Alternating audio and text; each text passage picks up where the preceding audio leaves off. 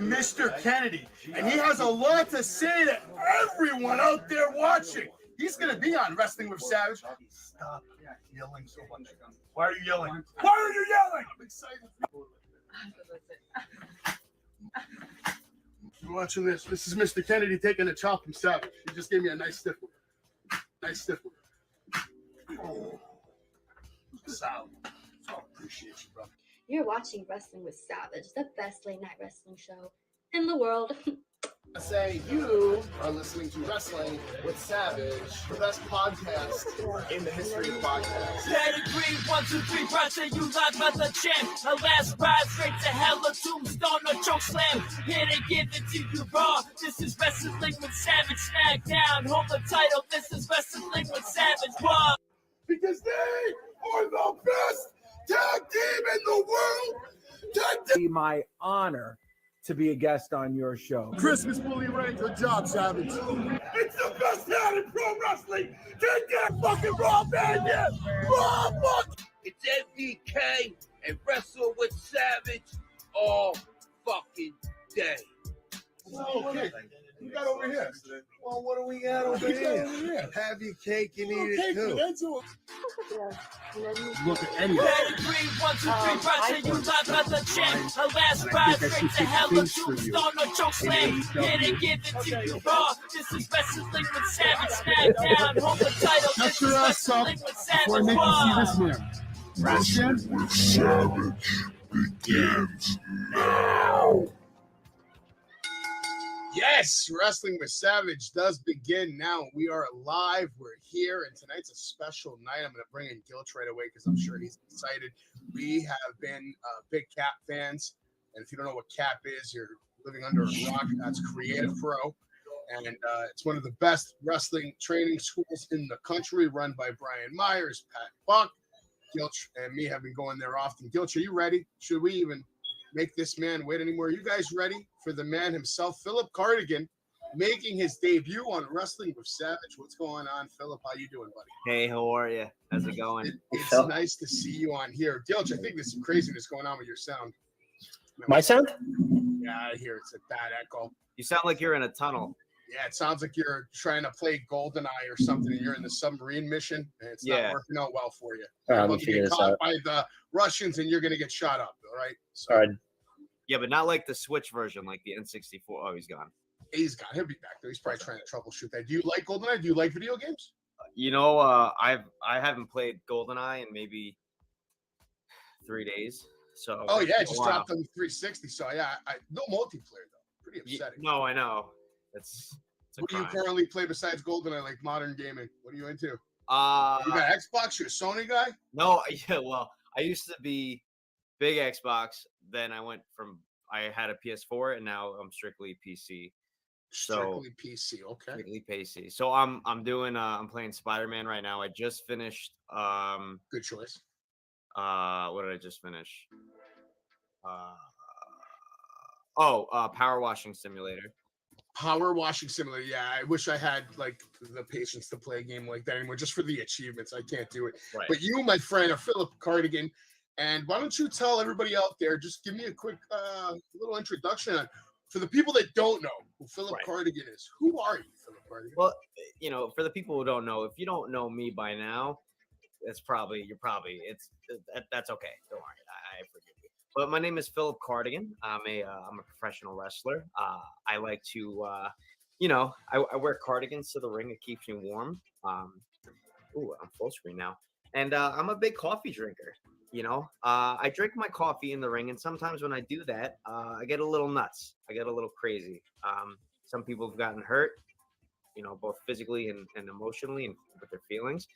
And, you know, I'm just a guy, you know, and I'm barely a wrestler. You know, I just kind of like to have fun in the ring. And I like to, you know, bust out some killer dance moves and talk about my health benefits.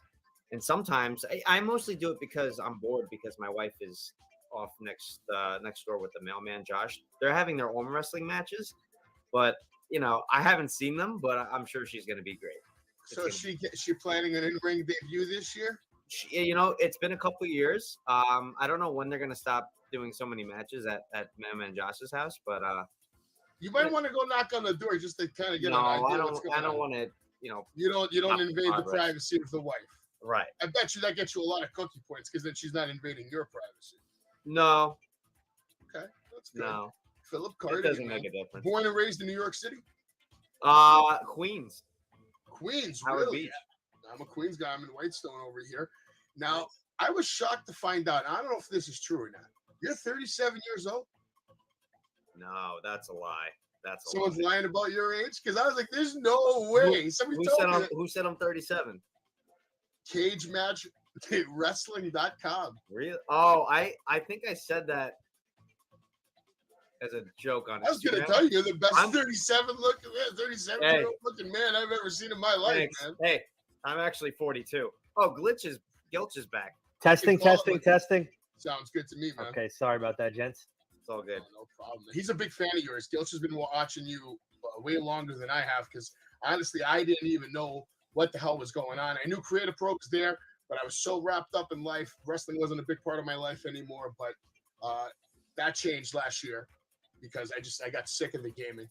So I needed something else. And I've always been a huge wrestling fan. And I met Gilch, and he started bringing me to all these cap shows. You got to check this place out, man. They got something cooking over there. So I've been watching you for a while now. It's been about a year.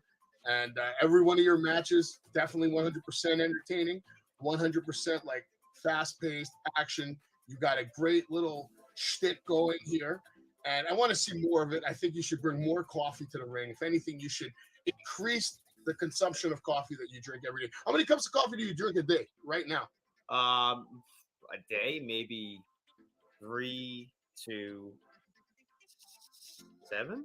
3 to 7. We might want to make that 7 to 14. And Jose, he doesn't wear a vest. He wears a cardigan. Okay, the vest. You got that confused with the best in what is it? The best in the world? Best Are they in the really world. the best in the world? Yeah, that's these guys. I don't want to put them over, but I guess. Oh wow! Oh, look at that. We gotta get that. Yeah. What do we got over here? Yeah, these are the even Steven buddies. The best in the world. These guys are the best in the world. The best in the world. The best in the world. Yeah, Yeah, they're that- really good. Look at that. Let's take a look at you though, real quick. There you go with your cardigan on right there, rocking your glasses. You got your name tag on, just so you know. People know, right? People know what's up, man.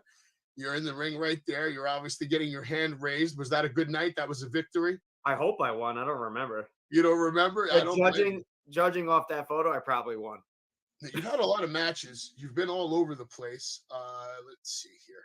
I mean, you've wrestled all these guys. This guy right here, Ricky Smokes, he's really good too. Ricky Smokes is probably one of my favorite people to be in a ring with.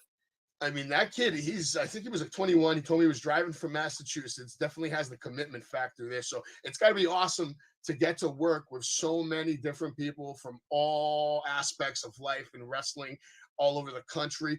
Do you have like some favorite matches that stick out to you in your career right now? Yeah. I mean, honestly, Ricky Smokes is probably one of them. I had a match with him on Cap TV Yeah, we saw that recently. one. Yeah, that's on my YouTube. I'm really happy with. Aaron Rourke is somebody who always brings out the best out of me too. I've had some good ones with VSK. Brian Myers too was another one that I really enjoy. That's like a dream match right there. For Yeah, you. for me it was. Yeah, you know what it is? Being around Cap, there's so many talented people. There's a lot of people that are great workers and they bring the best out of you. And I've was able to like almost work everybody at Cap, and I've had a lot of like favorites matches. Now you didn't first start off at Cap, right? You started off with Victory Pro Wrestling. Yeah. And where's that based out of? So that's also, Long Island. They okay. originated from Deer Park. They were doing the Deer Park Community Center for a while. Is that a combination? They work together with the New York Wrestling Connection, I assume? No, that was a completely different thing. Okay. Yeah. I think I never went to NYWC, but I think I joined like VPW because I knew like VSK was there and Kevin Tibbs and Eric James. Ricky Reyes was the head trainer back then, which was he's just incredible, and I knew a little bit about him, but I started there. That was where I first started training. I trained there for a couple of years. Shortly after I made my debut, I think the school closed down. Well, it didn't close down officially. We started training in a different area. Like we left the community center. We started training in a smaller gym, and then it just started dwindling, and then it fizzed out. And then I actually think VSK was the one who told me, like, hey, Brian Myers and Pat Buck are starting up a school. Me and Tibbs and Eric James are going to go. If you should come. I was like, yeah. So I checked out one of their shows, and I was like, the students there like were so like they were so new in their training, but they looked like they've been there for years. Like MJF, Bear Bronson, all these guys, Johnny Clash, Max Caster, like for so little they've been training. It's like absolutely loaded cap. It has been with talent. And not only did you wrestle the Cap, you also wrestled at Pioneer Valley Promotions. You had a match with Primetime Wrestling. You've had matches with Invictus Pro Wrestling. You've been all over the place. Chaotic Wrestling. I mean, you had your most matches in 2021. Obviously, COVID probably slowed down a lot. So I'm guessing you're assuming that this year is going to pick up for you. Do you have a goal in mind for how many matches you want to have this year? Do you know what the most matches you've had in a year is? In a year? Not. You know what? I don't. You've had 25 matches in 2021. How many? 25. That's how many that are reported. Oh, that's crazy. Oh yeah, definitely want to be over 50. I know some of my guys are like at 100. Yeah, some guys are getting out there, man. So that's like I definitely want to like double what I've done.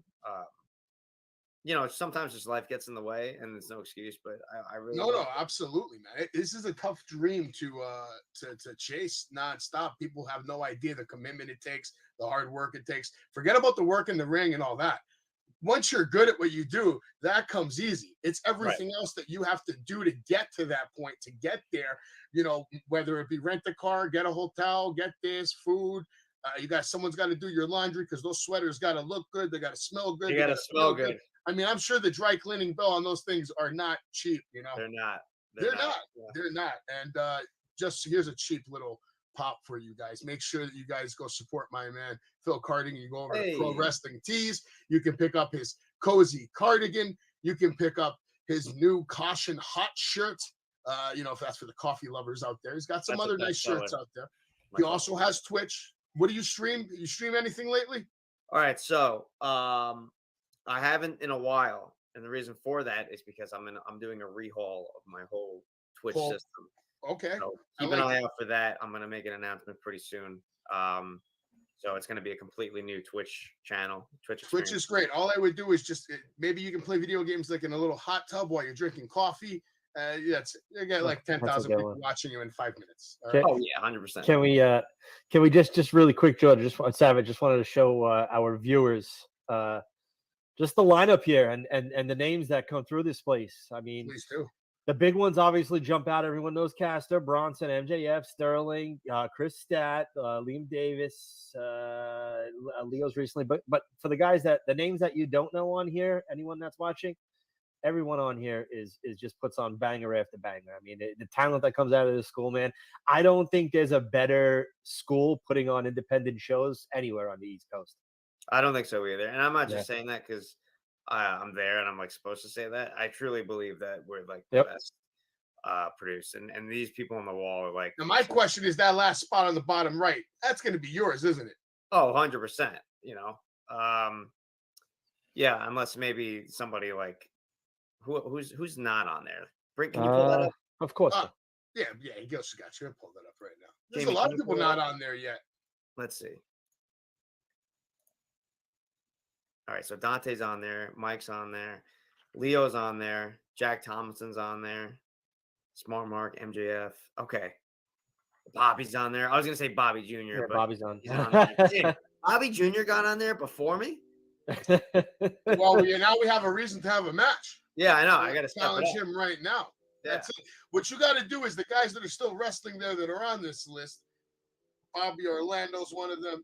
Maybe you go after Bobby Orlando first, then you knock out Best in the World, and then you save Aaron Rourke for last, and you put him down. Leo Sparrow, I have a feeling you can. I think you have his number, man. I do. I haven't been in a match with Leo yet, but I think you're gonna have his number. I think I'm gonna have his number too. Hopefully, it's not a high number, but I hope Listen, I have man. it. At the end of there, right there, that's 2023. I want you to make this your year. That spot needs to go to you. I'm going to put a campaign up for you. The next time we see you live at Old Baby, me, Gilch, and the boys, the Savage Kingdom will be there. We're going to make sure we tear the roof off that place when you come out the door. Hey, I appreciate it, man. Oh, my coffee mug's up. And Hey, I appreciate it. Okay. So he drank it all. You can't keep it in the, there's not enough It's coffee. got like the little lid. This is a nice one. You got to be safe, man. See, those are the wrestling bills. You got to keep up with these expensive mugs. That's it. I'm definitely going to go harass Brian Myers, though, on your behalf. Yeah. But yeah, back to it. You can also follow Philip Cardigan on YouTube. He has some funny content here. I really enjoyed this highlight reel. I made a little one earlier, which why don't we just take a little look at that now so that people can see, just to get a little idea of what you do in the ring. Most of my time just kind of winging it and mainly just trying to get out of there,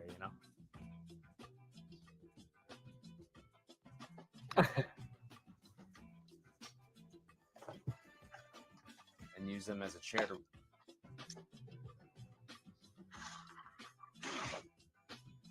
It's called I Can't Believe It's Not Cutter. It's basically a regular cutter with half the calories.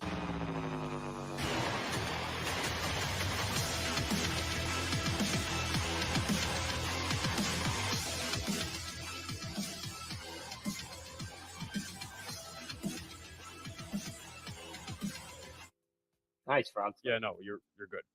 You're good.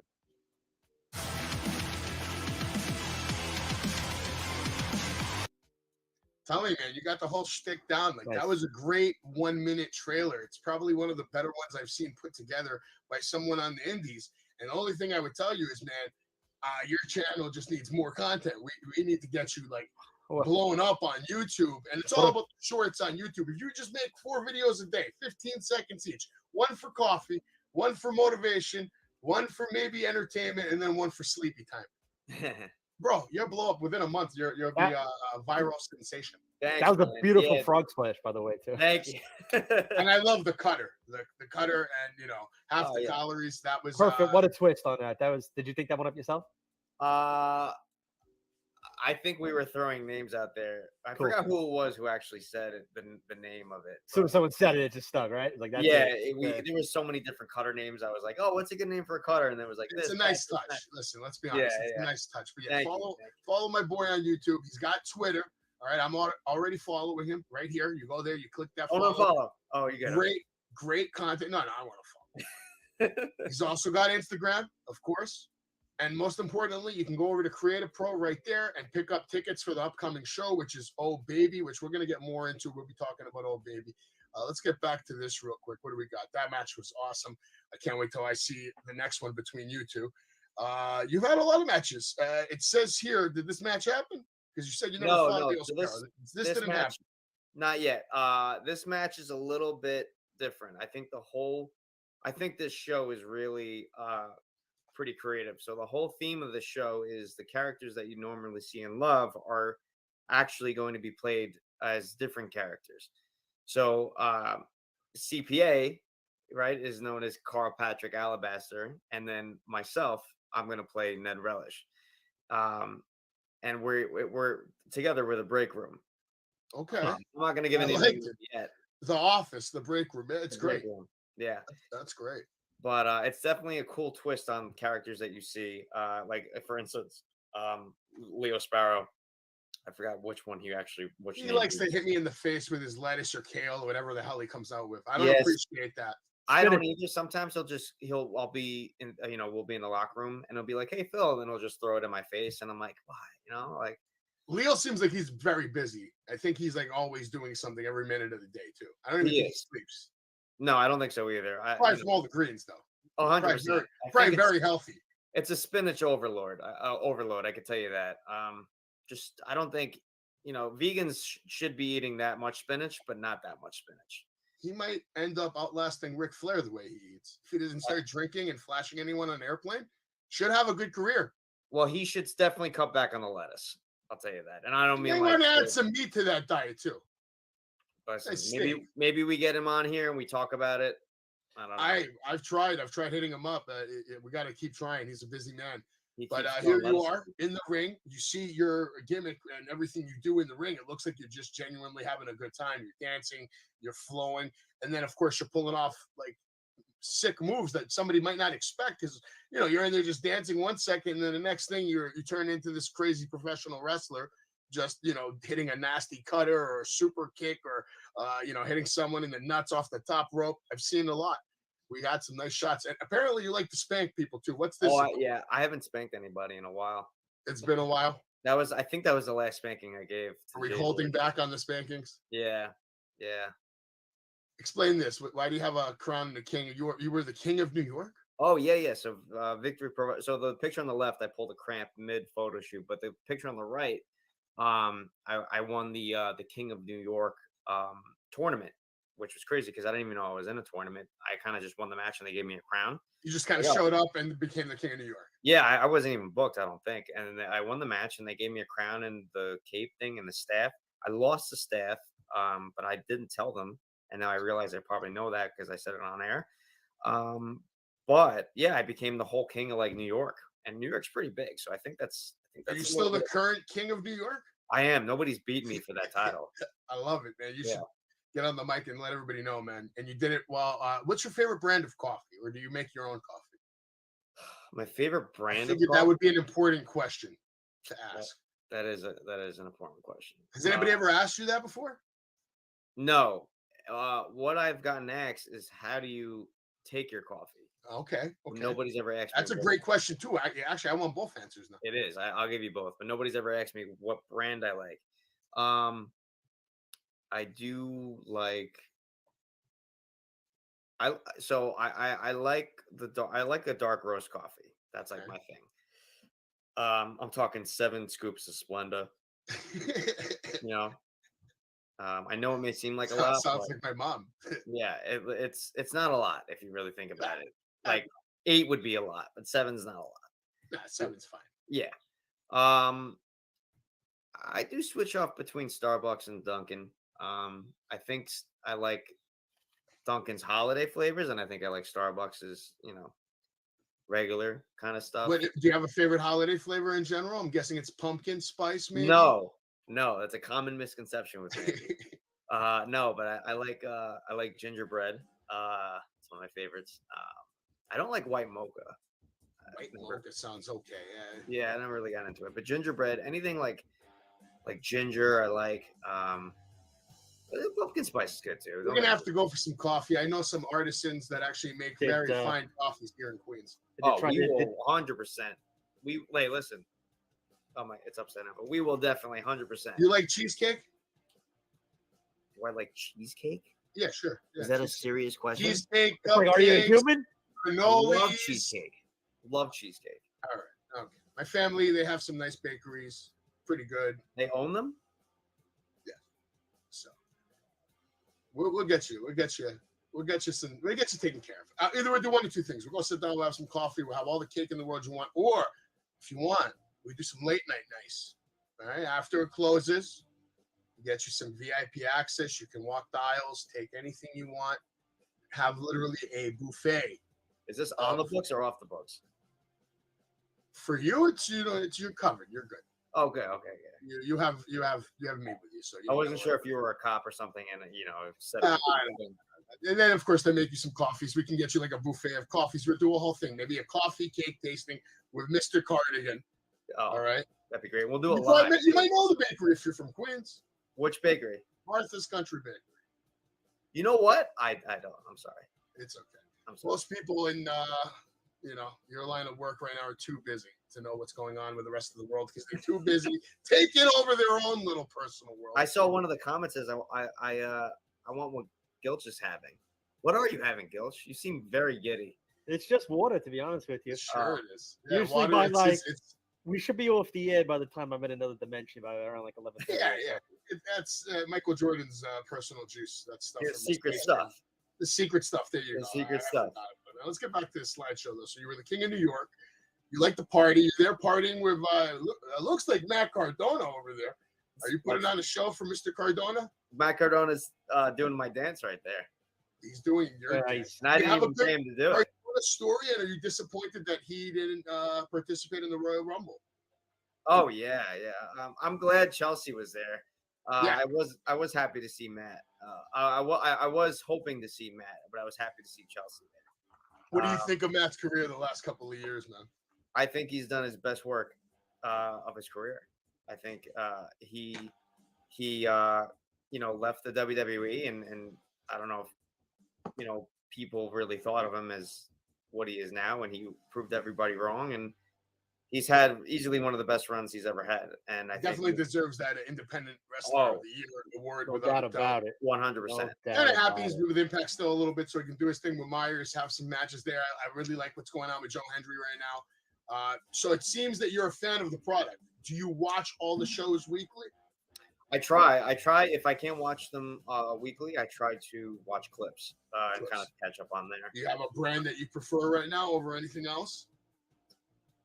No, I kind of just not prefer. I just kind of really watch everything. I actually really enjoy watching everything now. Like genuinely, I think we're in a very, very good era right now. Whether people think it or not, This is the golden era, the new golden era. I think it's the new golden era. Yeah, and I don't, maybe a couple of years ago, I don't know, but now I think Phil.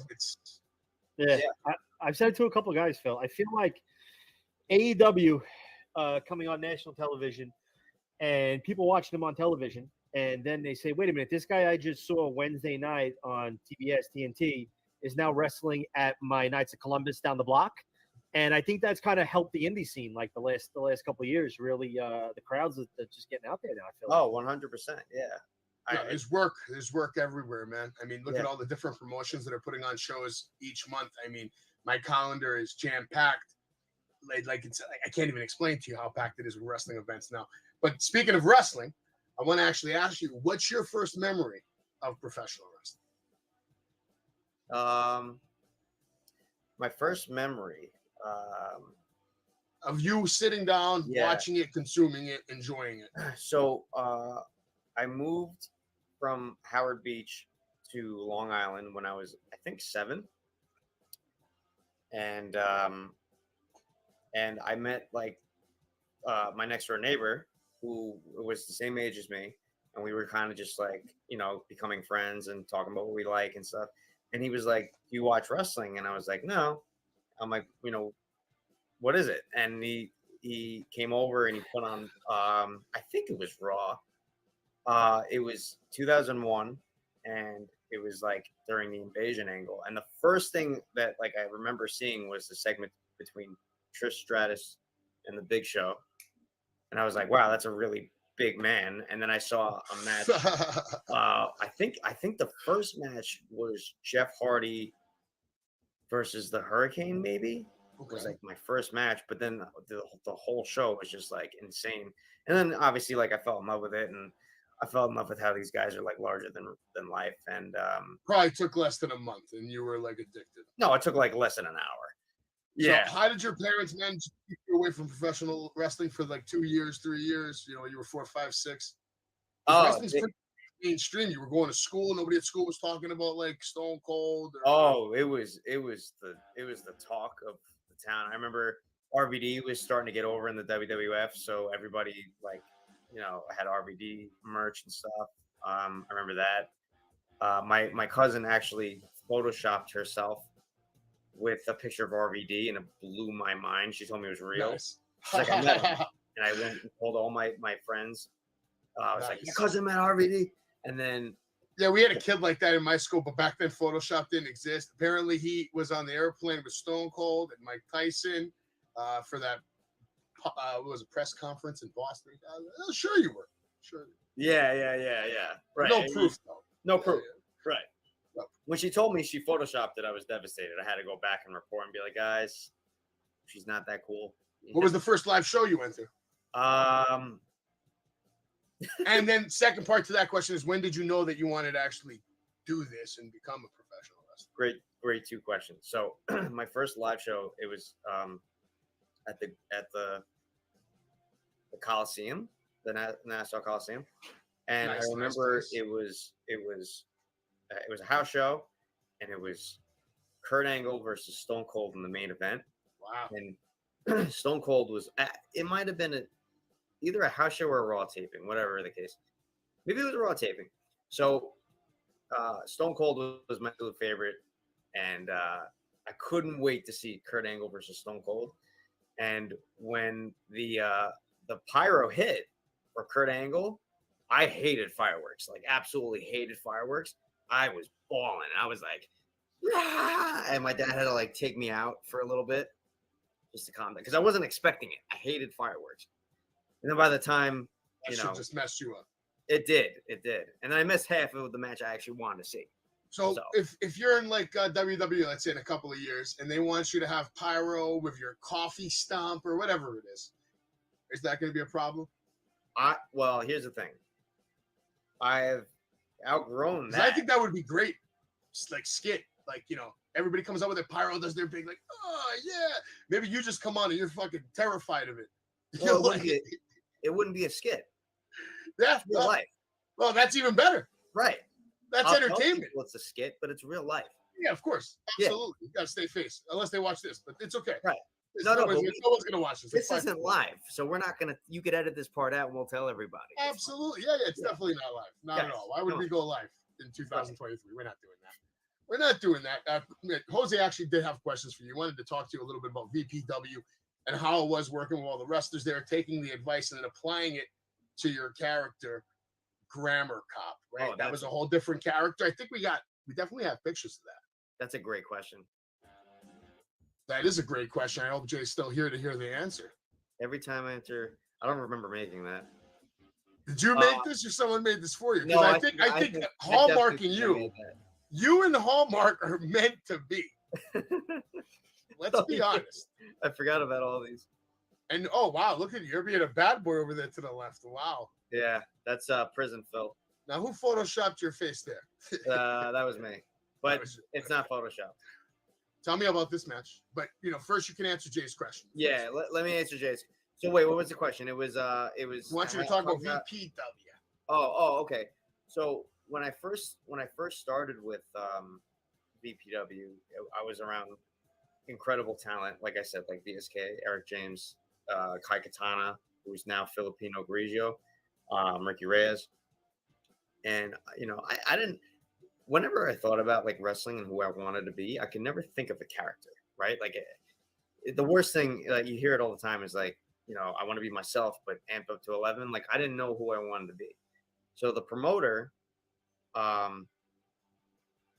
kept asking me like, hey, you have like any idea for a thing? And I'm like, no, I'll think about it and I'll get back to you. I can never think of something. I'm the person that like dwell on something so much that it like hinders my progress of getting to where I want to be. You know what I mean?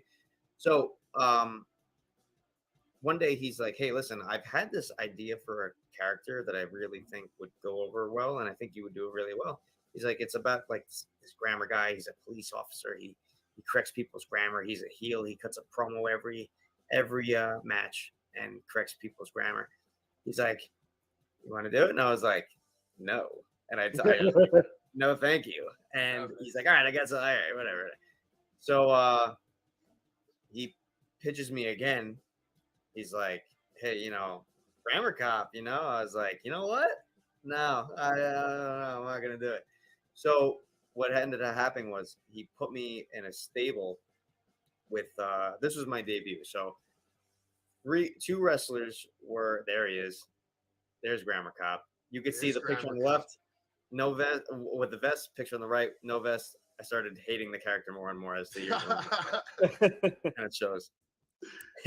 So the way it started was there was two wrestlers that were doing a greaser gimmick, right? And Happy Days, they would come out, they would hit the jukebox, the music would play, and it was a really, really like it was a bigger guy and then a guy who's my size, my look. And he said, hey, I'm going to put you in a stable with them, and you guys are going to run roughshod. You're going to be like the greaser gang or whatever, toothpick in the mouth, leather jacket. I was like, yeah, absolutely. And one guy was called OA, Mr. OA, like OA, so Italian.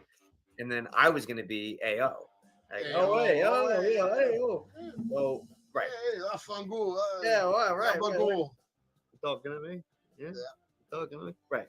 So, what happened was I was supposed to make my debut in a Rumble, right?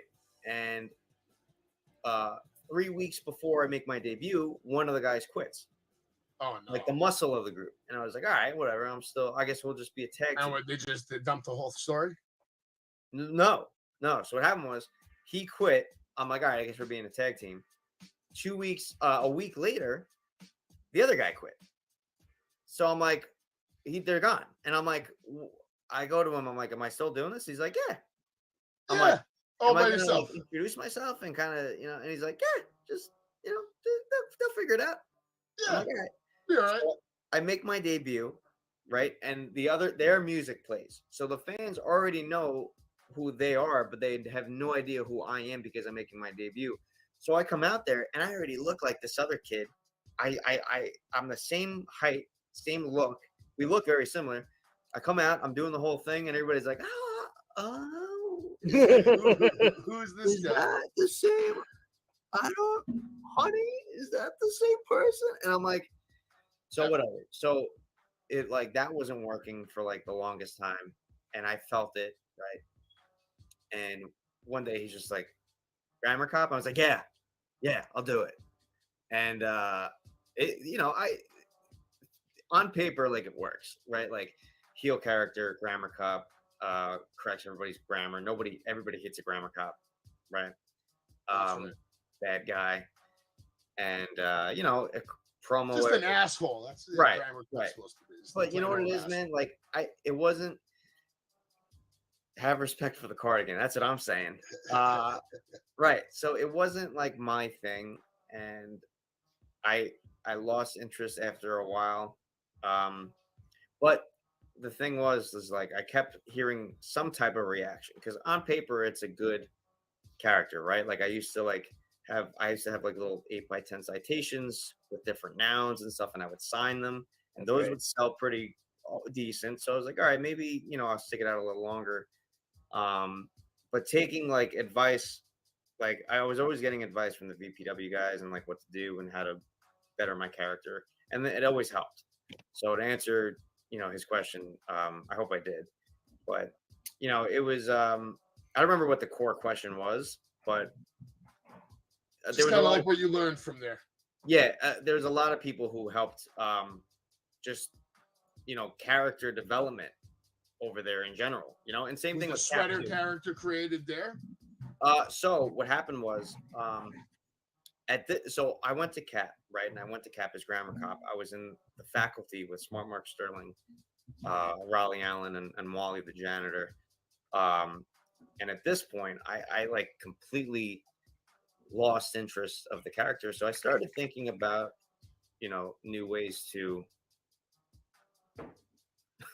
I started. Is it? is sorry. Hey, yeah. I don't know. Is it good? I hope it's good. Oh, I'm on my laptop right now. The camera's moving a lot. No, I wasn't even talking to you. I was talking to him. I just heard something. Are you not talking to me? With that? No, not that kind. Oh, okay, good. We got our own little inside joke. Don't worry, Gilch doesn't even know what happened. The gummies are kicking in. It's gummy time.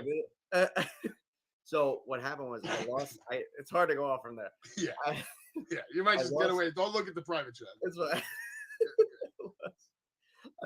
I started losing interest in grammar cop, right? And like it kind of was showing a little bit, but I was trying to figure out like what I wanted to be. And again, like even making a character in like SmackDown versus Raw, I could never do it, Yeah. So I was in a Rumble, right? And I had an idea for the spot where like, do you remember when Brock?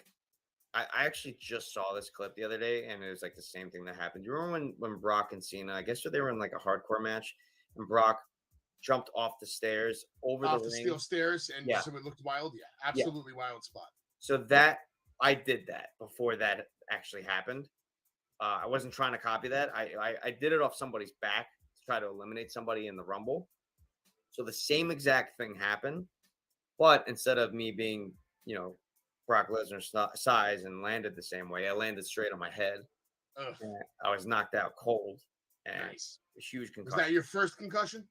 No, I had another one in VPW before that too. Yeah, those Again, knocked concussions out are quick. not fun, man. No, they're not. Not a And good time at all. they weren't like minor ones. I was like knocked out for a couple months. You know? So it's Yeah, I had one like that one time. I knocked out for about 2 minutes, and then when I woke up, I had no idea who the hell I was or where I was. So I've been through that shit, and it's not cool. It's not fun. And you know, that's part of the game, though. It's a dangerous business, and that's what you sign up for. Anything can happen, and usually when people get hurt, the crazy shit is it's usually off some simple dumb shit. You just pull your whole shit out with like, you know, a step, hitting the ropes the wrong way, just going over the top rope, body slam, land, you know, twist your. You never know.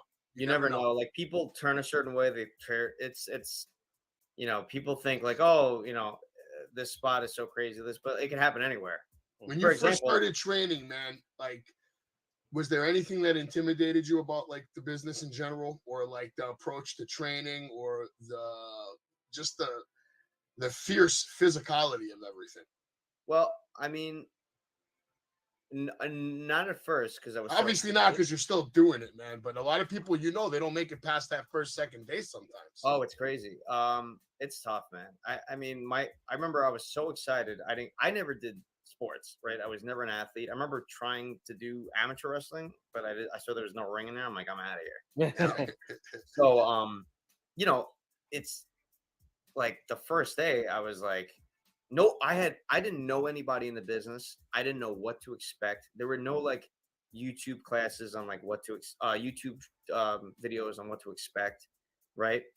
So I went there and I was like, oh my first practice, I was like, I'm gonna throw up. I haven't thrown up since the 3rd grade, and I'm probably gonna throw up. I didn't throw up, but I remember probably. What?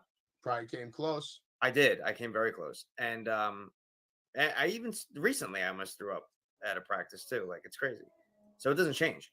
But I remember asking myself, like, on the car ride home, I was like, do I actually, you know, is this something I could do? And I was like, if I quit now, I'm gonna regret it for the rest of my life.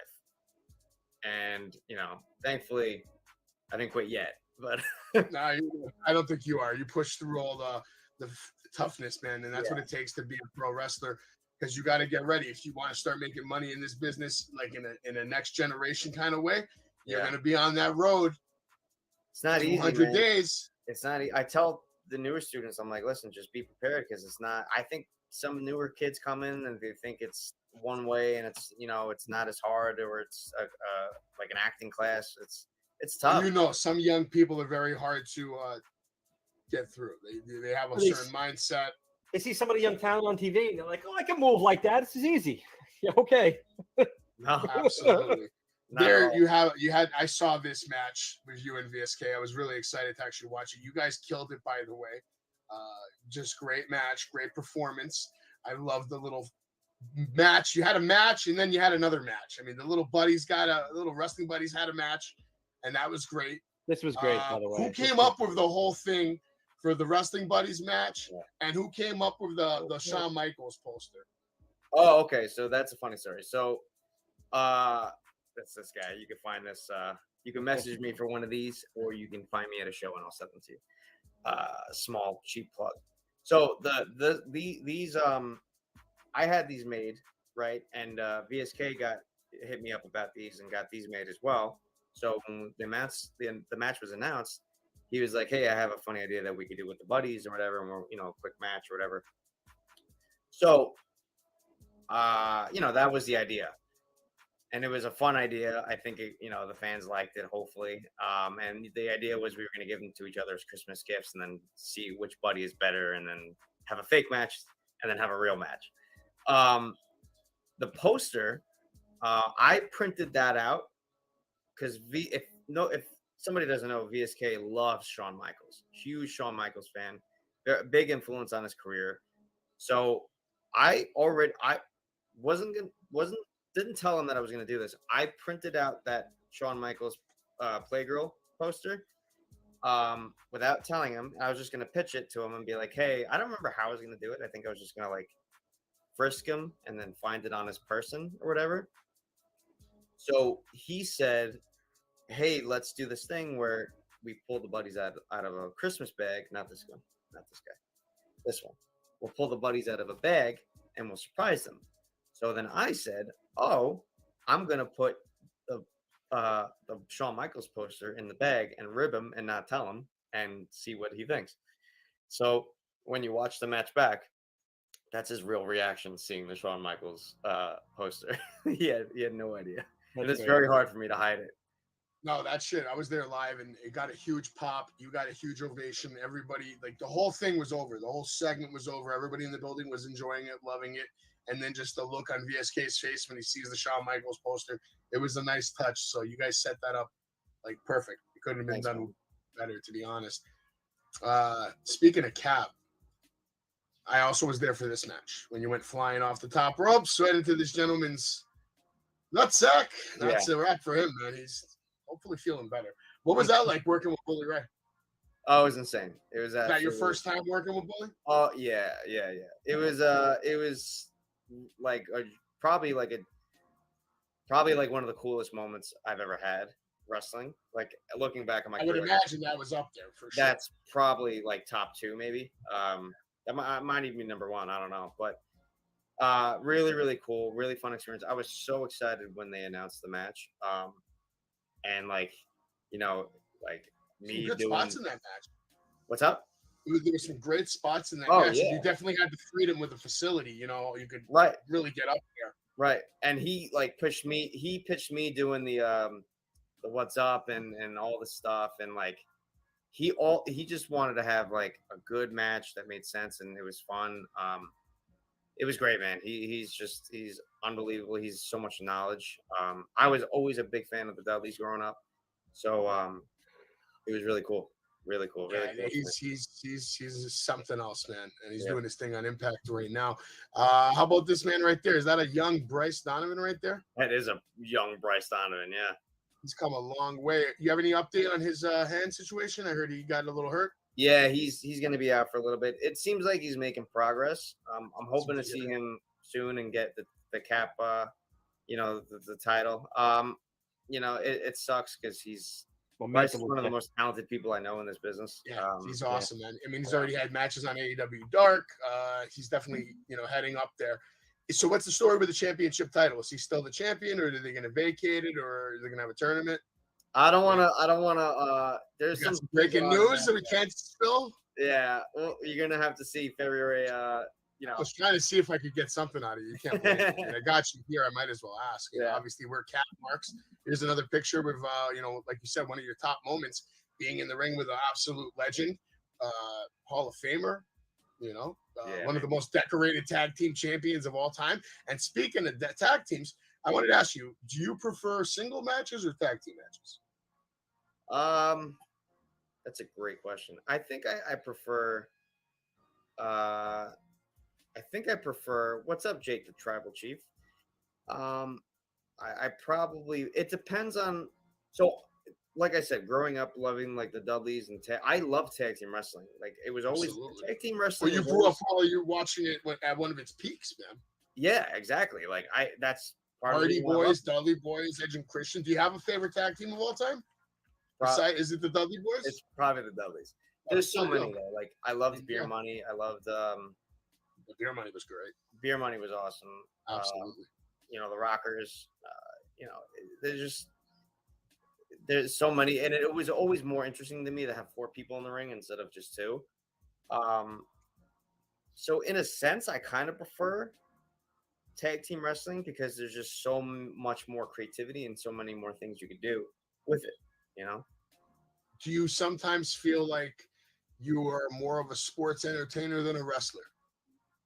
Yeah. Do you want to be more of a wrestler or more of a sports entertainer, or do you want to try to mesh the two together into something like a Jericho, where like you're just constantly evolving and just you want to be on the entertainment aspect, but at the same time you want to be able to kick someone's ass? Well, I think the way Phil Cardigan goes is definitely both, right? Like Phil, myself, is very he likes to entertain. He likes to make the fans laugh and do silly things. But when it comes down to it, he's got to be a butt kicker, right? Like you can't just you know, you can't just make people laugh and try to win matches. At some point, you're going to have to turn the dial up. So it definitely needs to be a mesh between the two. I think why Jericho is one of the greatest of all times is because he's been doing it over 20 years, and he's always been interesting or entertaining. Like, he's always improved on his character as both a sports entertainer and a wrestler, because he's going to have a great match, and B, he's going to be entertaining. So he found a way to constantly for over 20 years mix the two, and that's pretty much the goal. And I think that's what everybody should strive to be, is both. He's like the current GOAT. One thing maybe you could steal from me if you want, I think your character should have levels to it, and each level is based on what kind of coffee you come to the ring with. So you could have your regular coffee. Maybe one night you have decaf. You know, you come down, you have a real, you know, maybe stale start, and then maybe you go outside and you have a little espresso shot. Your opponent secretly slips you decaf. Latte. Oh, yeah. In the ring. That's That's happened. happened before. Aaron You ever Rourke, come out with an espresso or one of those little, like, you know, cafe, Italian. Nescafe shots? Yeah, man. Yeah. You can get really into it. Latte, macchiato. I mean, it Well, can be crazy. something I want to start doing is like getting, you know, like different coffee brand sponsors. Yeah, I'm in the ring absolutely. with that. That's on my radar for 2023. And you know, I think you should look into just making your own coffee. yeah, you know what, you're Tommy probably right. Dreamer has his own coffee. If Tommy Dreamer can do it, Does so he can really? you. I didn't know that. Yes, he does. Hardcore Cafe. I got to hit him up. You should hit him Good up buddy. if you can. Good Yeah. buddies. I've met Phil him. Cardigan's special blend. Godfather has his own coffee too, but there's a little something special. Well, in he's it. got It the is coffee. special. Oh, he's got coffee. the Absolutely. Oh, that's a Well, you can follow go and a half. down that route too, man. You just move over to New Jersey and start it over there. maybe. No problem, man. There's options, man. I'm definitely tell you this. You probably don't need my advice, but I'm gonna give it to you anyway. But when you start making the millions and the millions, Right. just make sure you invest some of it, so this way you can have money coming back to you the rest of your life. So this way, when you're not wrestling, you're still making money. Don't be like MC Hammer, man. But you look like a smart guy. You look like you work at a bank. You don't look like you get in the ring and kick ass. But that's a good thing. That's They won't- the whole thing. They won't see you coming, Phil Cardi. Right. That's what I'm saying. Like this right here, you know, this handsome facade, right? Look at him. He's right. See? Look at him. I mean, that's just He's getting in the ring right here with swag, ladies and gentlemen. yeah. That's Absolute swag. And what's going on with that action figure? That is incredible. With the little Oh, coffee cup inside. I sold that. That is beautiful. That was a 1-of-1 3D printed and painted by me, Phil Cardigan, Oh, wow. action figure. I love how it says age 45 plus. Yeah, there's a lot of good. You realize that in like 20 years that's going to be one of those figures going for like $1 million. Like, who's got it? Who's got the line one first in the one. line Phil figure? Did Yeah, you autograph it for him? of course, of course. Yeah, I like to that do. too. What's I like going to on do with that like stuff like that, like for the merch tables. Like, see, like I like the Major Pod has these bendies and stuff, and all like the figures and stuff. I don't know if I'm that popular yet to get like a bendy or something, but I could try to just do my own kind of stuff and Yeah. print it and paint it. I'll And, tell you this: you're more entertaining than Danhausen, and he's got a buttload of merchandise. I don't know about that. I think you are, Oh, man. yeah, I'm fed Dan. up with Danhausen because at least you wrestled. Damn it, this guy just comes out, points at people, he doesn't even get in the ring. You were supposed to you were supposed to hit him with the question first, Savage. Do you know who the #1 merch seller is in all of AEW? And that's Probably the already answer. knows it's Danhausen. Did you know Danhausen's the #1 merch seller on Pro Wrestling Tees for like a few weeks Well, in a that row now? Pro Wrestling Tees I knew. It's good for Crazy. him, man. He's worked hard at his craft, and he deserves it. You know. He's busting his ass too. I can't even say anything because he's been on the grind, man. He's making his money. He's doing his thing. But yeah, that action figure's awesome. You're awesome. You do a lot of things from home. You make videos. You do your own vignettes, and I love that you have your own take on a lot of different styles of like storytelling. You know, I want to see more of it. I think that if you get a comfortable rhythm going and you pump out maybe one video a week, whatever it is, you're going to tell people a hell of a story on your rise to the top of the Cap roster. Yeah, thanks, man. That's definitely, you know, content. I'm actually it's funny you say that. I'm working on like a content calendar right now, That's awesome. and I'm trying to figure out like what I know you mentioned shorts before. I've been doing more shorts. Well, you can make one video and then you break it down into 4 shorts. So Right. it's still one video that's 4 short. All the shorts are for is it just gets you out there to a different set of people that would regularly not even know your channel exists, and that's where you get the new subs from. Yeah. Especially if you do it, if you program it so that you schedule it. Let's say one video at 6, 7, 8, 9 a.m. So every hour, 1 15, 20-second video scheduled to drop. So this way you're not. Can you do that with shorts? Absolutely, yeah. Pretty sure you can through the YouTube Studio. I gotta look into that. Yeah, it's all. best, It's 2023, man. You can do anything. Do anything. You know what the best part about all the content that you have is? It's hilarious. It's hilarious. Genuine good content. That's what I'm saying. I want to see you. Yeah. If you need a little help making editing videos and you don't have time, send me the raw video. I'll break it down for you, man. You know who's content? Who's if content? you send me a 5-minute video, I'll send you back like 20, 30 seconds. I might take you up on that. Sometimes I don't have time. I know. I don't either, but I'm good at what I do, so I do it fast. So I'll also make you a free website if you want. That I can do that in 2 hours. I did it for lovely Miss Larkin. I finished her website in 2 hours, and all you got to do is buy the domain on Google. It's $12 a year. I'll put your merch on there. $12 a year? Well, listen to me. A lot of people don't know. They're sleeping. They think they have to pay all this money for websites. You go to google.com, type in Google domains, click the first link that pops up. Register your goddamn domain for $12. Change your password to 123. Who gives a fuck? You send me your email, your password. I log in. I make your everybody website. knows the password. Done. Oh, you'll change it again later. 123. Who gives a f? Everybody's gonna know that now. I can't use that. All right. Well, then you make up one that works for you. You give it to me. I make your website. Done deal, my friend. You know who else's content and vignettes remind me of yours? The same humor style. Sweeper. Oh, we've had Sweeper on the show before. Yeah. Yes. You have anything to say to funny? Sweeper? What's that? You have anything to say to Sweeper? I love the Sweeper. He's gotten so over so quick. He's funny. I'll tell you this. I was talking to him 2 days ago, and he was telling me about a promo he's shooting now, and I was like, that's so funny, and it's something similar that I did a couple of years ago. Not to like compare, but he's doing it better, and I'm like, damn, he's got a good mind for like content. And seems like he's getting the business pretty quickly too, because he's very young. Yeah, he's just getting started, and it's crazy how that gimmick was just kind of organically born. Yeah, it wasn't even like because he was just sweeping the ring. He was just sweeping the ring, and we always used to say it was like that SpongeBob episode where he sweeps the stage, and the people go nuts.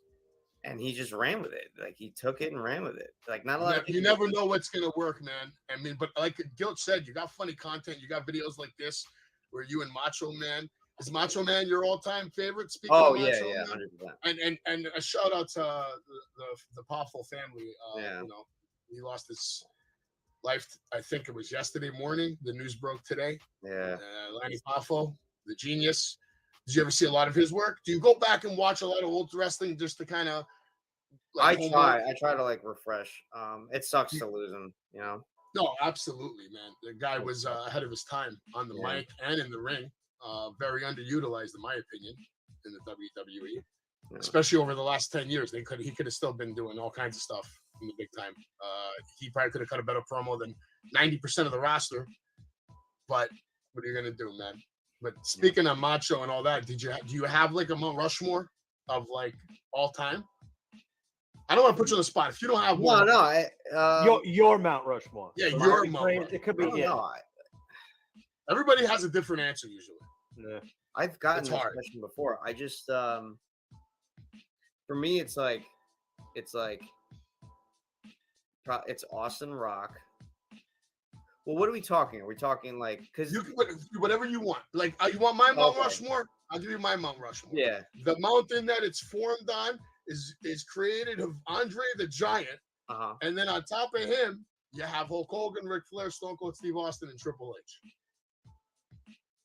So what do you so when sometimes people are like, oh, well, are you doing it off wrestling skill? Or are you doing it off this? What are you doing it? Contribution to the business. Okay. And the changes that the business had because of these people. So you had Andre the Giant, who made wrestling everything it is, handed it to Hulk Hogan, while Ric Flair was on the other aspect of it, killing it on that side of the business, showing everybody how to be the man, the jet flying, limousine riding, and then of course Stone Cold creating the Attitude Era and revitalizing wrestling again, which wasn't easy to do.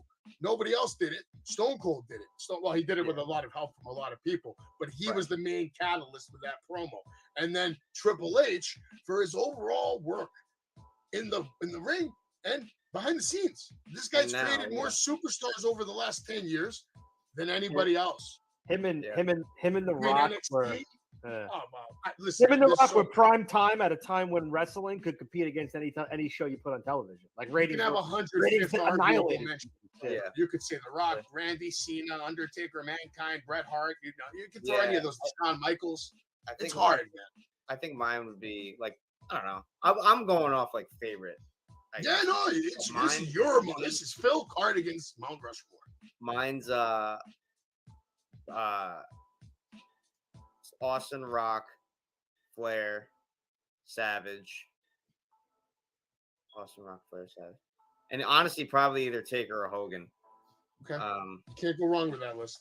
Yeah. You can't go wrong with us. How about current modern day? Is there anybody wrestling in the world today that you have to watch just to maybe get motivation from, inspiration from, ideas from? Just who do you think's the best, like 2-3 workers in the world right now, men or women? I think MJF is probably up there. Yes. I don't know, like he has one of the most brilliant minds He's in God mode right now. Yeah, he's from him like training at Cap to where he is now. He's always had such a smart mind for the business, and he's always been such a hard worker. And now like everybody's seeing like what he's put in, you know.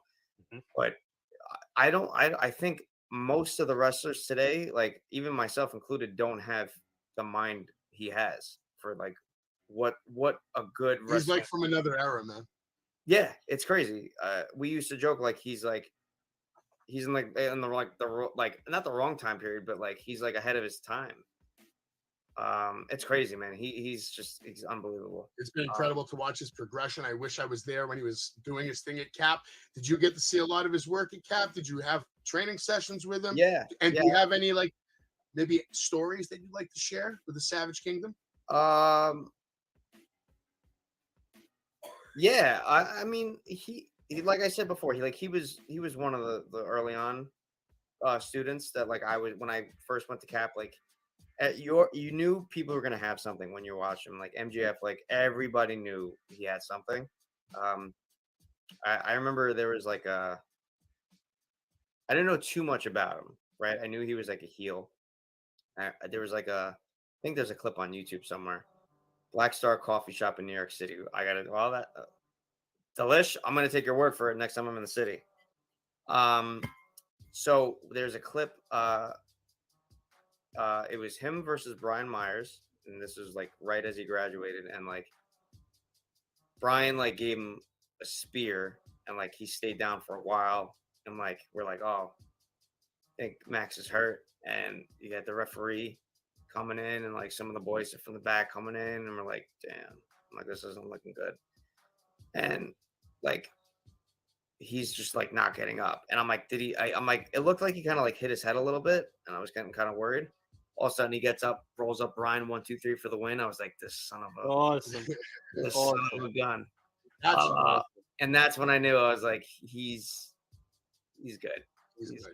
Yeah. Because anybody could do that, but nobody could have done it like him. Yeah, so. No. He's special, and whenever I get to see him wrestle, I find it, very pleasurable because he's so good at what he does, and the fact that he doesn't do it so much. You have guys who are wrestling 100 times a year, and this guy's having 11 matches a year and then looking insane while he's doing it. He doesn't have that repetition in the ring, at least not on AEW television. I'm sure he goes to Creative Pro. He probably has the keys to the building. Probably goes and takes bumps at 3, 4 in the morning when no one even knows about it. It wouldn't surprise me, because for him to look that good right now, without that repetition, it's kind of wild to see. I could tell you right now that I know for a fact that just because he's at the top of his game right now doesn't mean that he's not still there working as hard as he possibly can. Absolutely. I believe it. Yeah. I believe it. Like I said, I'm pretty sure if I go down to that building one day randomly at 4 in the morning, you might just see this dude in there taking bumps, and no one even knows it's happening. Not you, not Brian, not anybody. Yeah, he's just a workhorse. So you know where he is? You know where he is today? What happened? You know where he is today? Do I know where he is today? He went on that cruise. Isn't he on the cruise now with Jericho? Oh, the Jericho cruise? Yeah, man. I don't know. He might be in Creative Pro taking bumps. I don't know. We'll see. No, but you don't get to where you don't get there unless you work as hard as he does. So he deserves. Absolutely, man. But that's all because of Creative Pro, the hard work they've done. And, look at the hard work they're doing with you. They're pretty much fine tuning you into a wrestling personality, man. And they're gonna help you get on this, and I'm gonna help you make sure you fill this last void here. Gilch, I had this screenshot ready long before you presented it, but it was gonna be a little later in the show. But like I said, you deserve this last spot. Stop it. And we're gonna help you get it. So why don't we talk a little bit about Oh Baby? It's coming up February 19th. We have some of the matches here lined up. We're gonna see VSK and Eric James versus Brian Myers and Heath Slater. Has the whole damn event named after him. I think you should take personal offense to that. Do you have anything to say to Heath Slater right now? Oh baby, hey, listen, I'm bringing Spain with me. You know what I mean? Yeah. But yeah, Kevin. He's oh my god, this is gonna be. Wait, Kevin Kiley Jr. Who's doing? Someone needs to be fired. No, this is gonna be a really good match. I love both these guys. I believe that's Kevin Riley. Yes. Yes, but okay, Kevin Riley Jr. versus Jay George, and Jay George is awesome. I've seen him perform a few times. This is going to be a fun match, and it's nice to see, A-Rye, K-Rye, whatever you want to call him. He looks like he's genuinely having such a good time just being in there with the boys and doing his thing. I'm looking forward to this match. This is going to be a banger. This is going to be great. I can't wait. Every match so far, I genuinely can't wait for. Let me ask you a question. As you wrestle, you've been in how many matches like that where it was a triple threat tag team or a fatal 4-way tag team match? Do you prefer it when it's just one-on-one, like there's 4 teams, but only 2 people allowed in the ring at the same time? Or do you agree that it should be 4 teams and 4 people allowed in the ring at the same time? Probably the second. So you'd rather it be a traditional actual fatal 4-way match and people can tag in and out like that. I like it too, like that. Everybody in the ring at once? Well, no, like usually, like let's say on Raw, they do like a triple threat tag team match, right? Yeah. And then each team can only have one guy in the ring at the same time. Yeah. But they don't, not even that. They just do one guy one-on-one. Right. There's 3 teams, but it's a one-on-one. One-on-one, and then you tag or it's 4 teams and it's a one-on-one. Do you prefer that, or do you prefer if one guy from each team could be in the ring at the same time? Sorry it took me so long. No. I get it. I personally, like, I prefer the second one because there's just more room for like creativity and possibilities for action. Yeah, I think it gets too stale. Do you know that match there? It's going to be a traditional like that, or they're going to do fatal 4-way rules? I don't know. Whatever it is, I'm thinking it'd probably be traditional, but honestly, like, even though I prefer it the other way, there's gonna be crazy stuff in this match. Do you see Slade and Sterling losing their titles here? I don't know. Slade is a madman. Slade is a wild man. Yeah, he's kind of bad man. But you know what? I'm gonna make a prediction here, and I think we're gonna see new champs in Midlife Express. If I had to pick a team who I thought would take the titles off, Better Call Slade, I'm probably going to have to go with Birds of the Sun. Yeah, they've been on fire too. They've been everywhere. But I lately I've been watching Midlife Express. Their last match, they were really impressive. They were at the holiday show. And they work as a unexpected cohesive unit. Yeah, absolutely. So that's going to be a banger of a match. don't count out the Brick City Boys because they I'm not counting out anybody. I don't think you know what's going to happen when you go to a Cap show.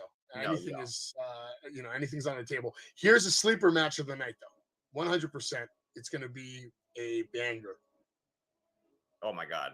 I Quit match. When was the last time Cap had an I Quit match? Because I've never seen one there. Years.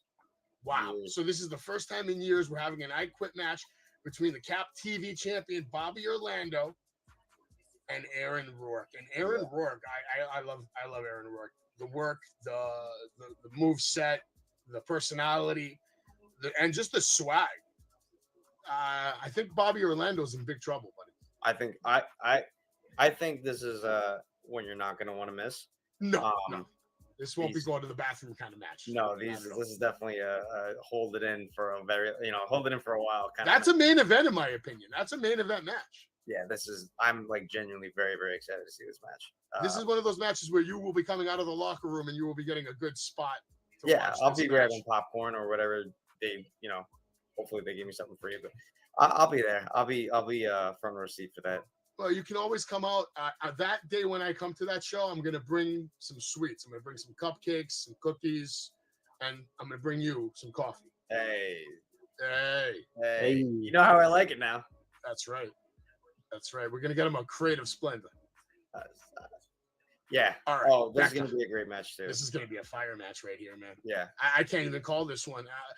It's hard to say that Mimi's going to take a loss because Mimi's just dangerous, but Becca is she's elevating her game every chance she gets. Mimi, Mimi's very, very. I've seen her wrestle very, very good. Becca's been all over the place. I'm very happy for her. She's unbelievable in the ring. She's grinding, man. She's a hard worker. This is gonna be great. Just that's all it is. It's just gonna be great. Bronson versus DJ Crawford. That's gonna be a hard hitting match right there. That's gonna be some hard strikes right there. There's a card. There's a card that day, February 19th. I'm super excited. Now, the only thing I'm pissed about is I don't see you yet. Where's your matchup? Who are you fighting? Do we have a match announced for you? Are we working on it? Oh, I'm there. Who do you want to fight? If you could have your dream match at Cap for the roster that remains, who do you want to challenge? Who are you throwing out a gauntlet to right now? I'd like to see you and Dr. Cool throw down. Yeah, I'd like to see that. Probably Dante Drago. All right, well, I want you to think hard, and I want you to call out this person right now. Let's get this out there on social media. Who does Philip Cardigan want to face on February 19th at Creative Pros? Oh, baby. All right. So, you know who I want to face? I got a smudge on my clothes. Give me Dante Drago, right? I want Dante Drago. I want Jack Tomlinson. I want one of the Steves, not both of them. I want them all in a fatal 4-way match. And I want it to be a Starbucks gift card on a pole match. $20, nothing less, nothing more. Wow. I think that's a banger. We need to set that up. All right, Brian Myers, if you're out there, get it going. We already talked about MJF. I had his slideshow here, but we're not going to bring him up again. All right, that he gets enough smoke up his ass on a regular basis, so he has enough for tonight. But how about this guy? Oh, incredible! What do you have to say when that picture pops up? Unbelievably talented, and one of my favorite people. Yeah. He's a pretty genuine guy, man, until like the fourth time you shove a camera in his face. The first time you do it, he's cool as fuck. But the fourth time, he's not so cool. He's like, hey, this guy again? Yeah. No, he's Next time I'll be a little nice, he's unbelievable. He's a sweetheart, man. He really is. He's one of the nicest people. He's another one too, where you're just like, where he's at because I've seen him work so hard. He was another one taking bumps late at night when nobody was there. Like very humble too. Very humble. And I think that's just Cap's. He worked at Sirius XM, and the whole time he worked there, he didn't even tell anybody that his dad was a Super Bowl champion. Yeah. And people will find out. They're like, dude, you work at a sports station. Why didn't you tell anybody your dad was a Super Bowl champion? Yeah, that's what you just did. Like, that's something he would do. Yeah.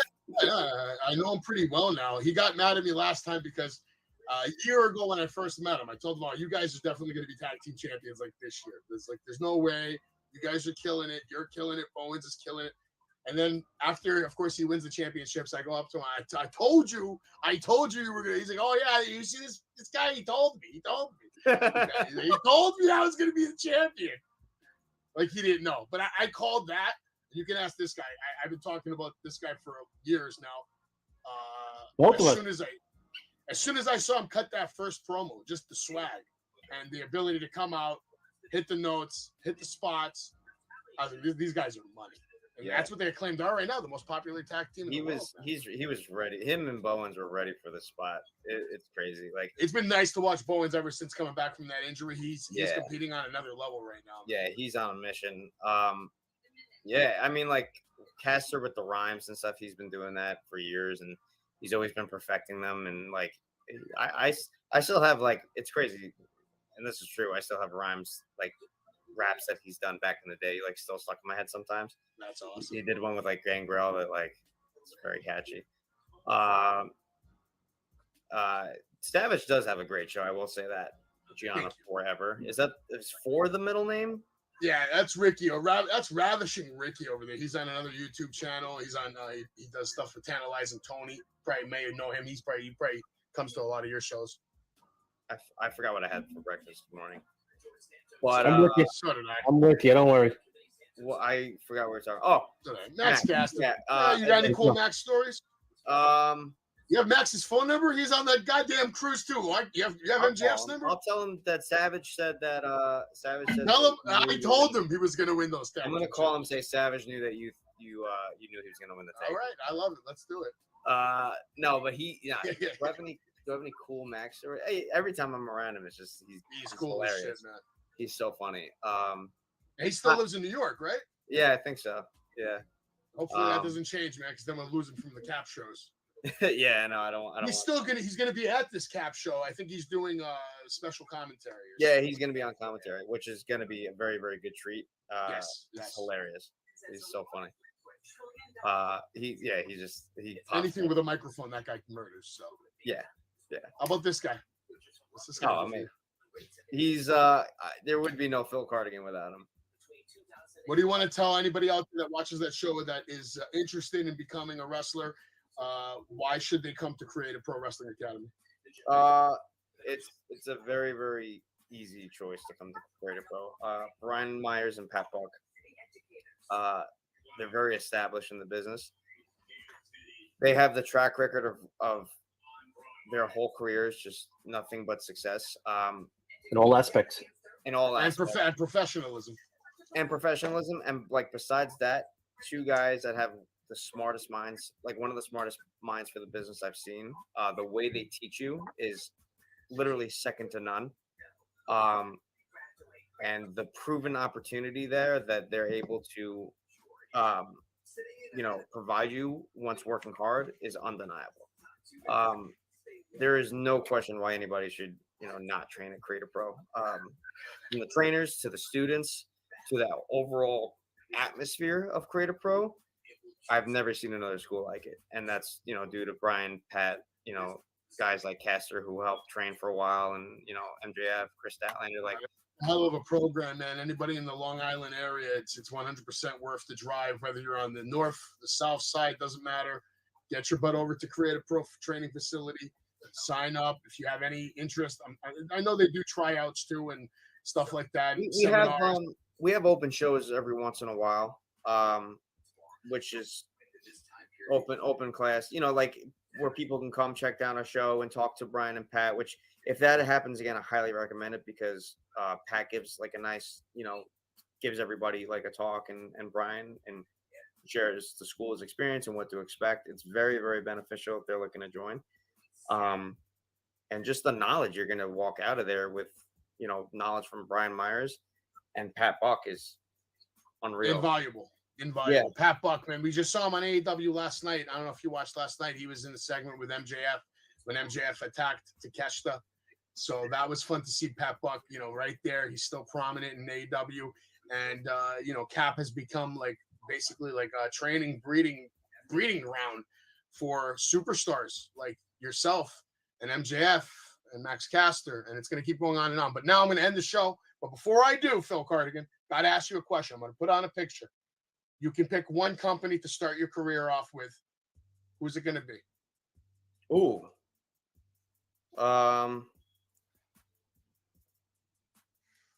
That's a great question. Well, I mean, you know the major players. So, I mean, if you can start somewhere right now, where are you going if you got your choice? Well, the honest answer is any of them. But okay. At least he's being completely honest. That's a smart answer. But I love it when there's a but, Gilch. Only so.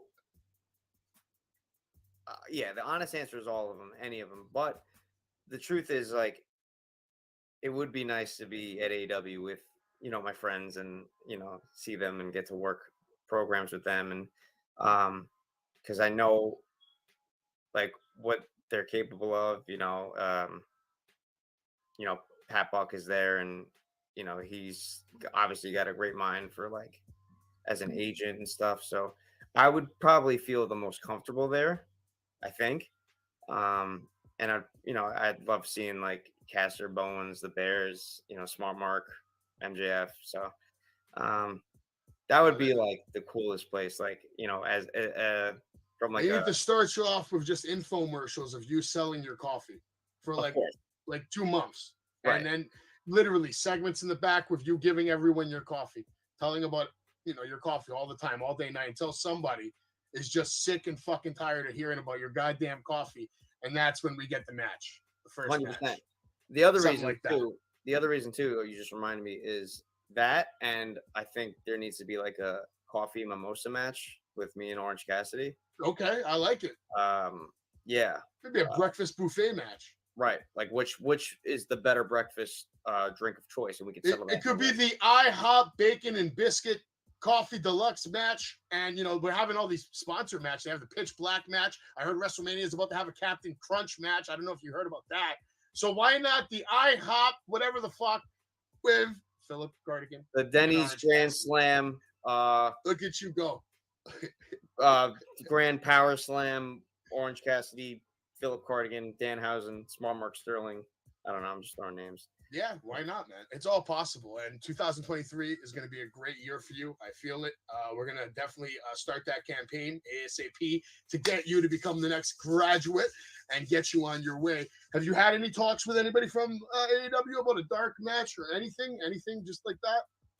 No, but I am hoping to get back on maybe like WWE programming as like an extra or something like that. So you've done work with it as an extra already, right? I have, yeah. Earlier last year, I was there for WrestleMania. Your first experience with them? Yes. Did you get starstruck at all? Did you see Yeah. anybody that was like, oh man? Well, the problem was, well, it wasn't a problem, but like, where I was on TV, and they needed to keep me in a certain room, but that certain room was where all the legends for what the Hall of Fame were and their families. So I'm just, you have all the Hall of Famers in one room, and then just me with like a coffee cup, like, hey, how are you? And that's, yeah, I didn't get starstruck, but I was a little nervous. I was like, hey, sorry, RVD, you want that chair? Okay, great. Yeah. Nice. Yeah. What are you doing February 26th? Are you booked February 26th? I don't know. I think Steve Somerset has my schedule. Why? What's Because up? I'd like to book you. You got a show? Oh, heck yeah. Oh, wait a second. Like the crowd here, TPW is fun. I like that. Does that commentator sound familiar? Is that hold on. Is that Santino Morella? No, wait. Is that? Wait, sorry, I got distracted with the rest. Yeah. Jesus. falling for it. Big Samoan hip. Oh, shit. And they're holding out for by the hair. A bull James. Oh, just right. Phil insane. Whoa. Yeah. Oh, it's Tommy Dreamer versus Phil Insane.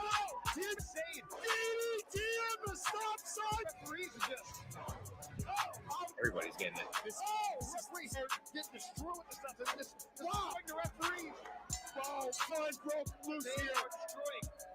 I like this.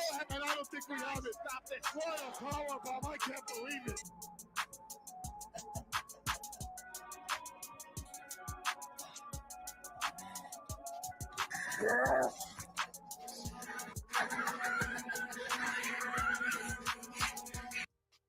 So yeah, that's BPW. I like that. I am the new voice of BPW. I'm commentating all their matches for the remainder of the year. Their next show is February 26th, and I happen to know the booker, so maybe we can get you booked. Hey, listen, where is it? It's in Pennsylvania, and the good news is, I'll drive your ass there and drive you back. That's listen. Under 2 hours. Listen, we can chat more. Whatever you want to do. I'd love Sounds like a to. plan. That was a really cool highlight. That's a little clip I put together to kind of show all the action that I was calling. Yeah, that's Office promotion of Roman's cousin. I like that. I'm there. Even if I'm not booked, I'll just wait in the parking lot. It's cool. I like it. I think we should get you over there. I'm going to talk to Alpha. Actually, we're going to have dinner with him on Thursday. We're gonna. I don't. Well, me and Gilch. Me and Gilch are going to have dinner with him. And we're gonna bring up Philip Cardigan. I was gonna say I wasn't invited to this dinner. No, I think we're gonna keep this a dinner for 3 for now. We got to talk some business because Alpha's not paying me the big bucks to bullshit. He needs me to produce and commentate and tell a story here at BPW. That man you saw, Phil Insane. Is that your first time seeing him? Yeah. But What'd you think of what you saw so far? Very impressive. Very impressive. That guy, he's with Lucius Crow. Bro, these guys, watch out for them. Watch out for them. They're definitely going to do big things. They have a package already. But yeah, I'd love to see you get on that show. Just not if it's not a problem that there's going to be 2 Phils on one show. No. One's going to be insane. That could be a good reason for him to kill you, though. I don't want you to get killed yet. Because I'm not insane? No, because he's a butcher. He's a dangerous man. I'm scared. Oh, can you give me I like Black Forest Sam. Can you give me something? Pretty sure the crowd won't confuse the 2 gimmicks. If he puts Black Forest Ham in my envelope, I'm okay. Maybe some Gouda. Oh, that's a butcher, right? Cheese? No, that's something else. Black Forest Ham, a little mortadell, right? A little sandwich combo. Hey man, on the way to Philly, we can pick up some cheesesteak. It's past Philly. It's actually pretty deep. It's out there in the woods, man. You're going the wrong way. Philly is down. Yeah. That's like more into You can just get cheese. You can just get cheese. It's like 10 minutes south of like Poconos, like prime Poconos. Okay, like an hour, 45, hour 50. But it's a hell of a facility too. He's Alpha's done a great job there. He's got a gym. He's got a barber shop. He's got a chiropractor. 2 wrestling rings. Wait, there? He's got all there in one facility. Yeah. You telling me I nice chiropractor before the show? Chiropractor. They have all kinds of cryo cuffs therapy, physical therapy, barbershop. They have a little like food section, fully loaded gym, many bathrooms, and then a huge other room where they have the shows. During the training things, they have 2 rings set up. You've got lights, camera, the quality. You saw the quality of the video. It's not bad at all. They know what they're doing. You had me at many bathrooms. That's it. He's in. All right, we're gonna see if we can make that happen. Phil Cardigan, thank you so much for joining us tonight for this interview. And I see big things for you this year. And we will be on the bandwagon, and we will bring you much coffee. Thank you so much, guys. I had such a great time, and thanks for the support too, and all the plugs. Anytime, brother. Absolutely, brother. We love you, man. Everybody have a good night. Thank you so much for watching Wrestling with Savage. We'll play the short commercial to end the show. The quick one. Shout out to my cousin for the theme song, as always. What are you yelling? I'm excited. Nice to Pedigree, 1, 2, 3, Roger, you lock by the champ. A last ride straight to hell, a tombstone, a choke slam. Here to give it to you raw. This is Wrestling with Savage. Smackdown, hold the title. This is Wrestling with Savage. What? Wrestling with Savage begins now.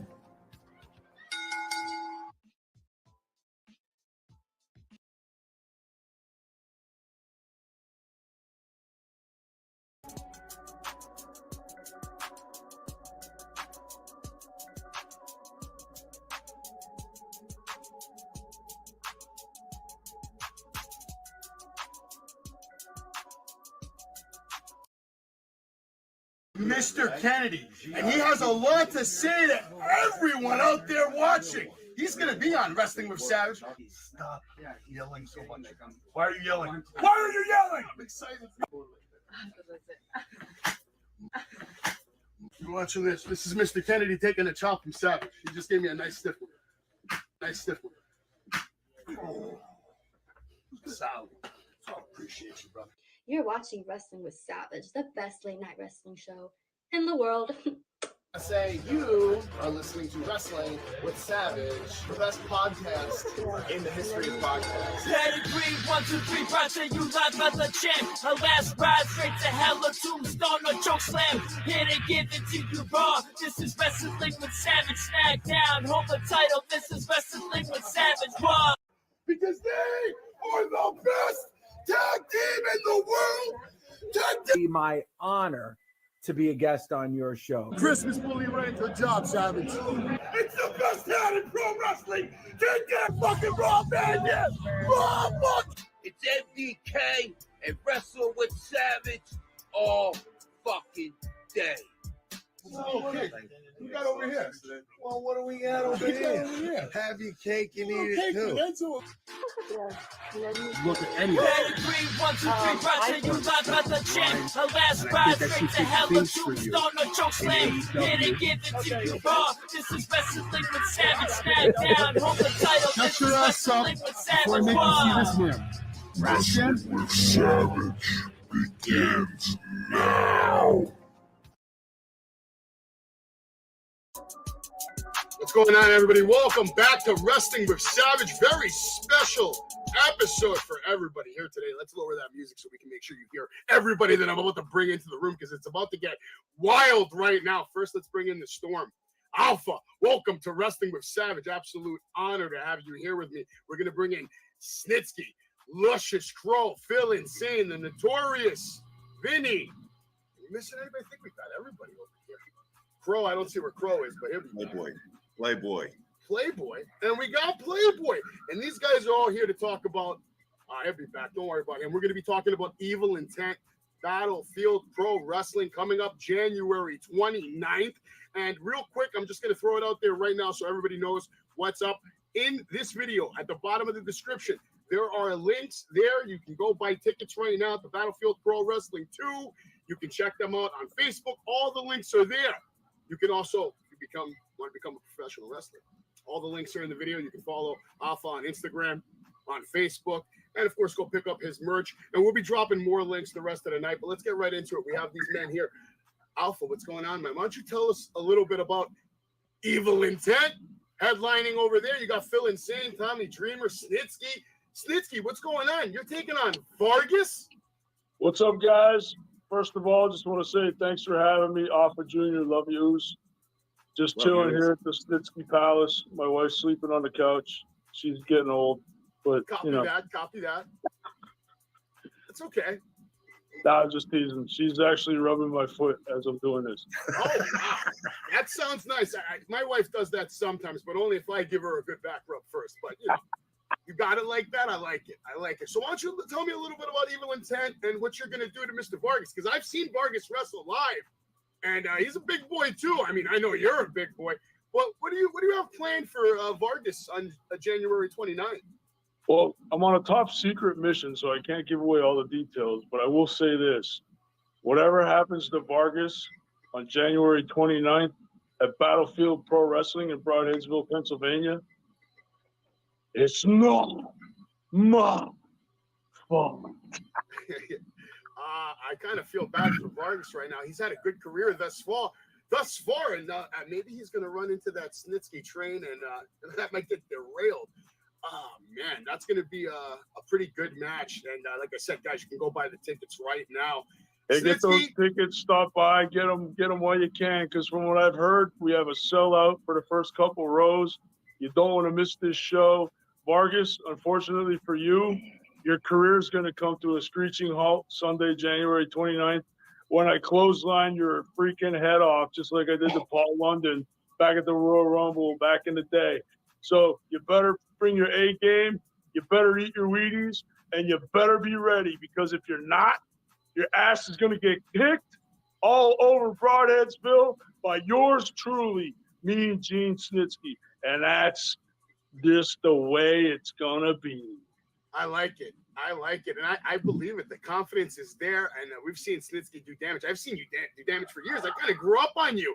I was kind of afraid of you growing up. So, Vargas, if you're out there and you're listening, I'd be a little worried, man. You got a few days to prepare. Like he said, eat your Wheaties and get it done. Snitsky, thank you so much for joining us here. I know you got to head out because you got to get ready, and, you got to put your lady to bed. Have a great night. Thank you so much for joining us. We appreciate you, and best of luck this Sunday with Vargas. I'm not going to need any luck, but thank you. And all the fellas out there on the podcast, I just wanted to say hello. I'll see you Sunday. Oos, Alpha Jr., you're the man. Love you, Briz. Love you, Oos. See you Sunday. Yeah, buddy. See you Sunday. Take care, sir. See you guys. Thanks for having me. Absolutely. Peace out, Anytime. dog. It's not my fault. It's not his fault. You heard it here live on Wrestling with Savage. It is not his fault. But let's get back to Evil Intent and the rest of the great matches that we have lined up for this Sunday coming up. You're also going to have Vinnie Mac versus Lance. And this is your family, Al. This is your family right here. So, and we got a lot going on. What do you have to say about that match? Who do you think's going to come on top in that one? Well, first of all, I put this match together just because Vinnie Mac irritates the shit out of me. And he has an ego problem. Yeah, he has an ego problem. You love me. Everybody in Call camp, like you see it. He thinks he's the best one in BPW, and as you see, we're loaded with stars. So well, you got to admit that's the attitude you got to have when you're going into this game. If you're not in it to kick ass and make money, then I don't know what you're doing because it shouldn't be making friends. Vinnie Mac, what do you got to tell us about Lance? What are you going to do to Lance this Sunday at Evil Intent?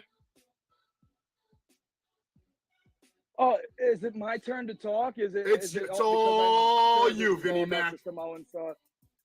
Yeah, awesome. Because this is where the spotlight should be. I think it's quite apparent that I'm going to put a pummeling beating on Lance the Future on Hawaii because, quite frankly, I've kicked a lot of his family members' ass in the past. Alpha Jr. will tell you all about that. Kicked Sean Maluta's ass in the past as well. That's his cousin. So, beating up Samoans is an absolute hobby of mine. And this Sunday at Evil Intent will be no different. I am the notorious VIN. I'm the most tremendous man in the squared circle. And Lance is going to find that out firsthand. And furthermore, Samoan Storm, I don't irritate the shit out of you. I make you a shit ton of money.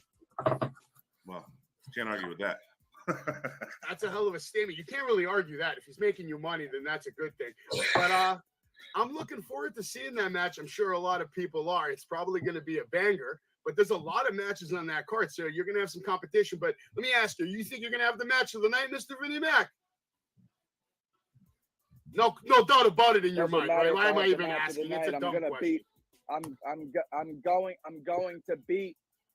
That's all that matters. Wins and losses is what matters in professional wrestling. I don't give a damn if the fans call it a banger or call it a 4-star, 5-star match. I'm not a Meltzer pleaser. So at the end of the day, I just care about collecting the check and bouncing. I like it. That's the attitude to have in professional wrestling, man. And that's what you need. That's what you need to become a legend. I think you're going to have a good chance over there. Good luck to you. I think you're a smart man. I think you have a good chance, man. You know why? Because of your attitude. Just the way you're coming on here talking, I can tell you are a winner, sir. You are not trying to lose that match or any match that you're probably ever going to be in for the rest of your career. And I look forward to seeing your career flourish under the tutelage of someone like Alpha. You're in a very good situation right now, and I hope you understand the opportunity that's in front of you, my friend. No doubt about that. No doubt about it. Let's see if we can get Philadelphia Playboy in here now.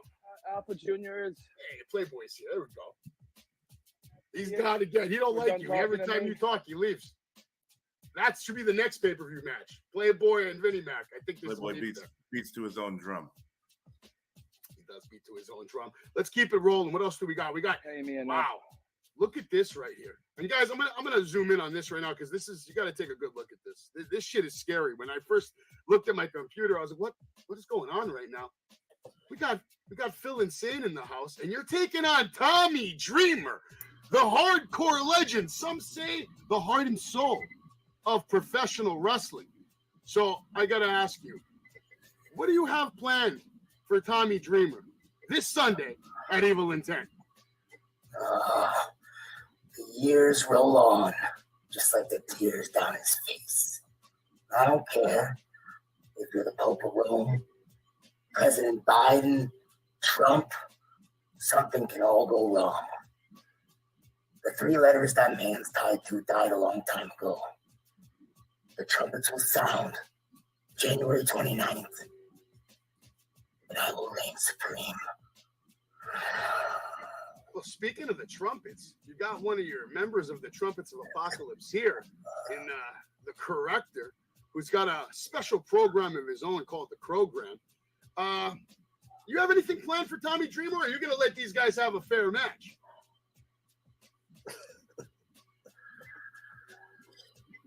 Now, who is that question addressed to?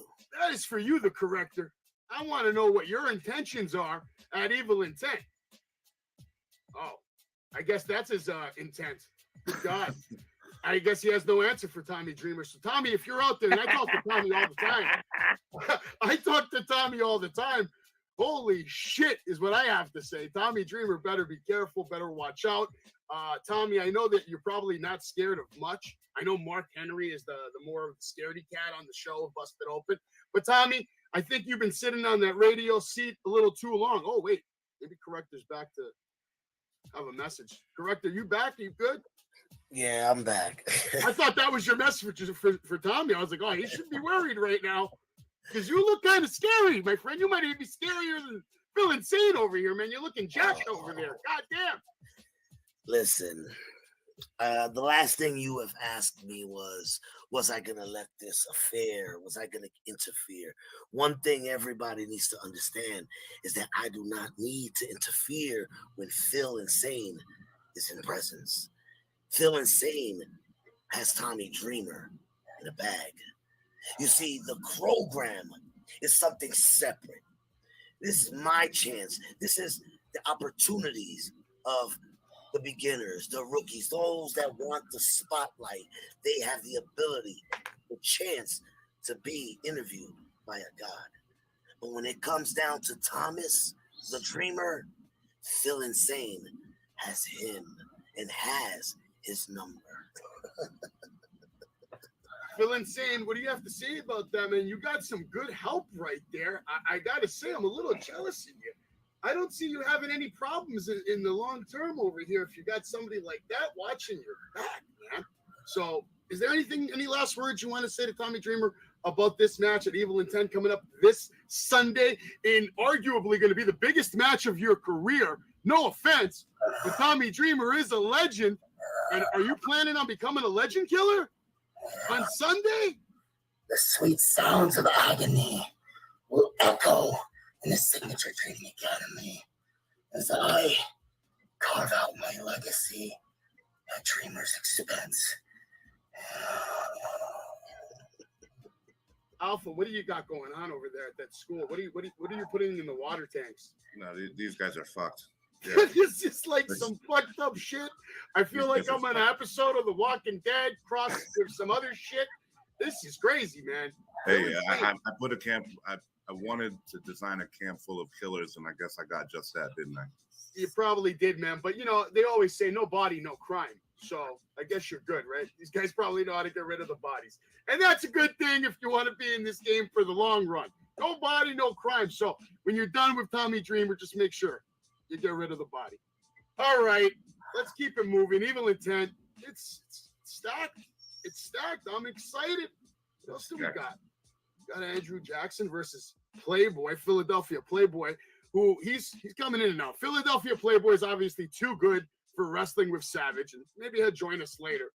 But for now, we're going to keep it moving. There's also another match about V Marino versus Wild Boy. Alpha, why don't you tell us a little bit about that matchup? What should we expect in there? Are these new students of yours, or have they been in the game for a while? Steve-O's been in the game for a little bit. V Marino, he's a brand new graduate of the Battlefield Dojo. So they both have a lot to prove. Steve-O's coming off a big win last show at Project Lazarus, where V Marino, he came up short a little bit against Tommy Suede. So Tommy Suede's a top-notch talent. He was actually signed with the WWE. He had a lot of matches with Gene Snitsky. He was one of my first matches in the WWE when in developmental. So you know, we got talent, and these guys they got a lot to work for. You know, it's not just going to be easy. It's not going to be handed to them. They're going to have to earn it, and yeah, and this is the way it is in the battlefield. Shout out to Tony and everybody in the chat. We appreciate you. Everybody's recognizing that the bloodline is in the house, and we're going to get a little bit more into the real bloodline. But first, we got to finish up with Evil Intent. We got some great matches on the card. Like I said, make sure you go down and get your tickets now. There's not many left, but if you go now at the bottom of this video, there's a description. You can buy your ticket now and guarantee a seat this Sunday at Evil Intent. And what else do we got lined up over here? There's going to be a 6-man tag team match. Prime Time Heat versus SPF. And, oh my God, is that ECW legend Nunzio? How the hell did this match come to happen? Well, SPF, you know, they're the boys. They be about their gabagool and all that shit. So, I mean, it only made sense to give them Guido. I'm sorry, Nunzio. You know, and Primetime Heat. They just came off a big loss against South Philly's finest in the last show. So this one has a lot of implications to be a barn burner. I agree. Alpha is a legend, and yeah, man, that looks like a 6-man tag team match that I would actually want to see. You know, sometimes you see a lot of these 6-man matches, and it's just like thrown together, random. But this one looks like it's going to have some substance and a lot of evil intent. So I'm looking forward to seeing the action. It should be nonstop. What else do we got lined up over here? That O'Neal Hunt and Tim Theory versus Black G's and Brandon Scott. That's a tag team match. Are these guys, who are your current tag team champions right now? Right now, we don't have any champions. No champions at all. Battlefield is a champion-free company at the moment. Oh, So how long do you think it's going to stay like that? There should be a champion coming soon this year. Okay. Definitely okay. by the end of the year, we should have some sort of champion. I like that, though, because it kind of keeps everybody humble and hungry. Keeps everybody because everybody knows that there's championships coming. Hold There's on a tag team championships coming. Who's that? I got to interrupt you, Alpha, because it seems that Vinnie Mac didn't like that comment. You got something to say right there, Vinnie Mac, about that? You want that first championship? It's all yours? You know, I mean, do you have eyes? Do you have ears? Do you have a mouth? I mean, obviously, if there was the first championship, I think we all know who would be that inaugural champion. But I digress. I mean, let's keep it moving, right? I mean, all right. So you're making that statement. You think you're going to be the first champion of this company? I'm just a wheel. I'm just a wheel. You're just one of the wheels. Okay, one of the cogs on the machine. I appreciate that. I respect that. But that's another match that's lined up, man. Let's see what else we got. We're also going to have Megan Bayne and DeMarcus Kane entering the battlefield for the very first time. What is going on here? Are these managers or these wrestlers? Megan looks like a wrestler. And Megan is kind of looks stacked too. An absolute beast. Megan is over 6 foot tall. She wrestles a lot for AEW. She's just coming off an ACL injury. So this will be her first show back off of that. And we're excited to have her here in the battlefield. DeMarcus Kane is another one we're very excited to have. He's currently the MCW television champion down in Maryland, and he's doing a lot of big things. He's traveling the country a lot lately. I just saw he was in Tampa. I know he's out there in California right now, and he'll be here on Sunday. Copy that. All right, no problem.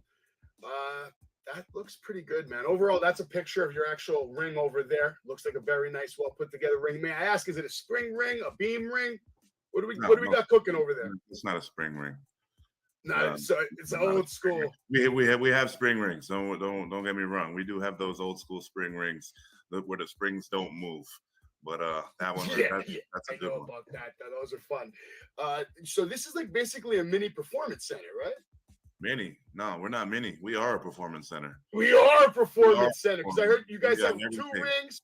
You have we a got gym. 2 rings. We got a 600 seat arena. We got a full gym. We're 24-hour gym. We got a sauna. We got tanning. We got chiropractors. We got meal prep. We got barber shop in there. We got everything you need. A barber shop in the performance center? It's a one-stop shop. Oh man, you're tempting me to buy a house out in PA, man.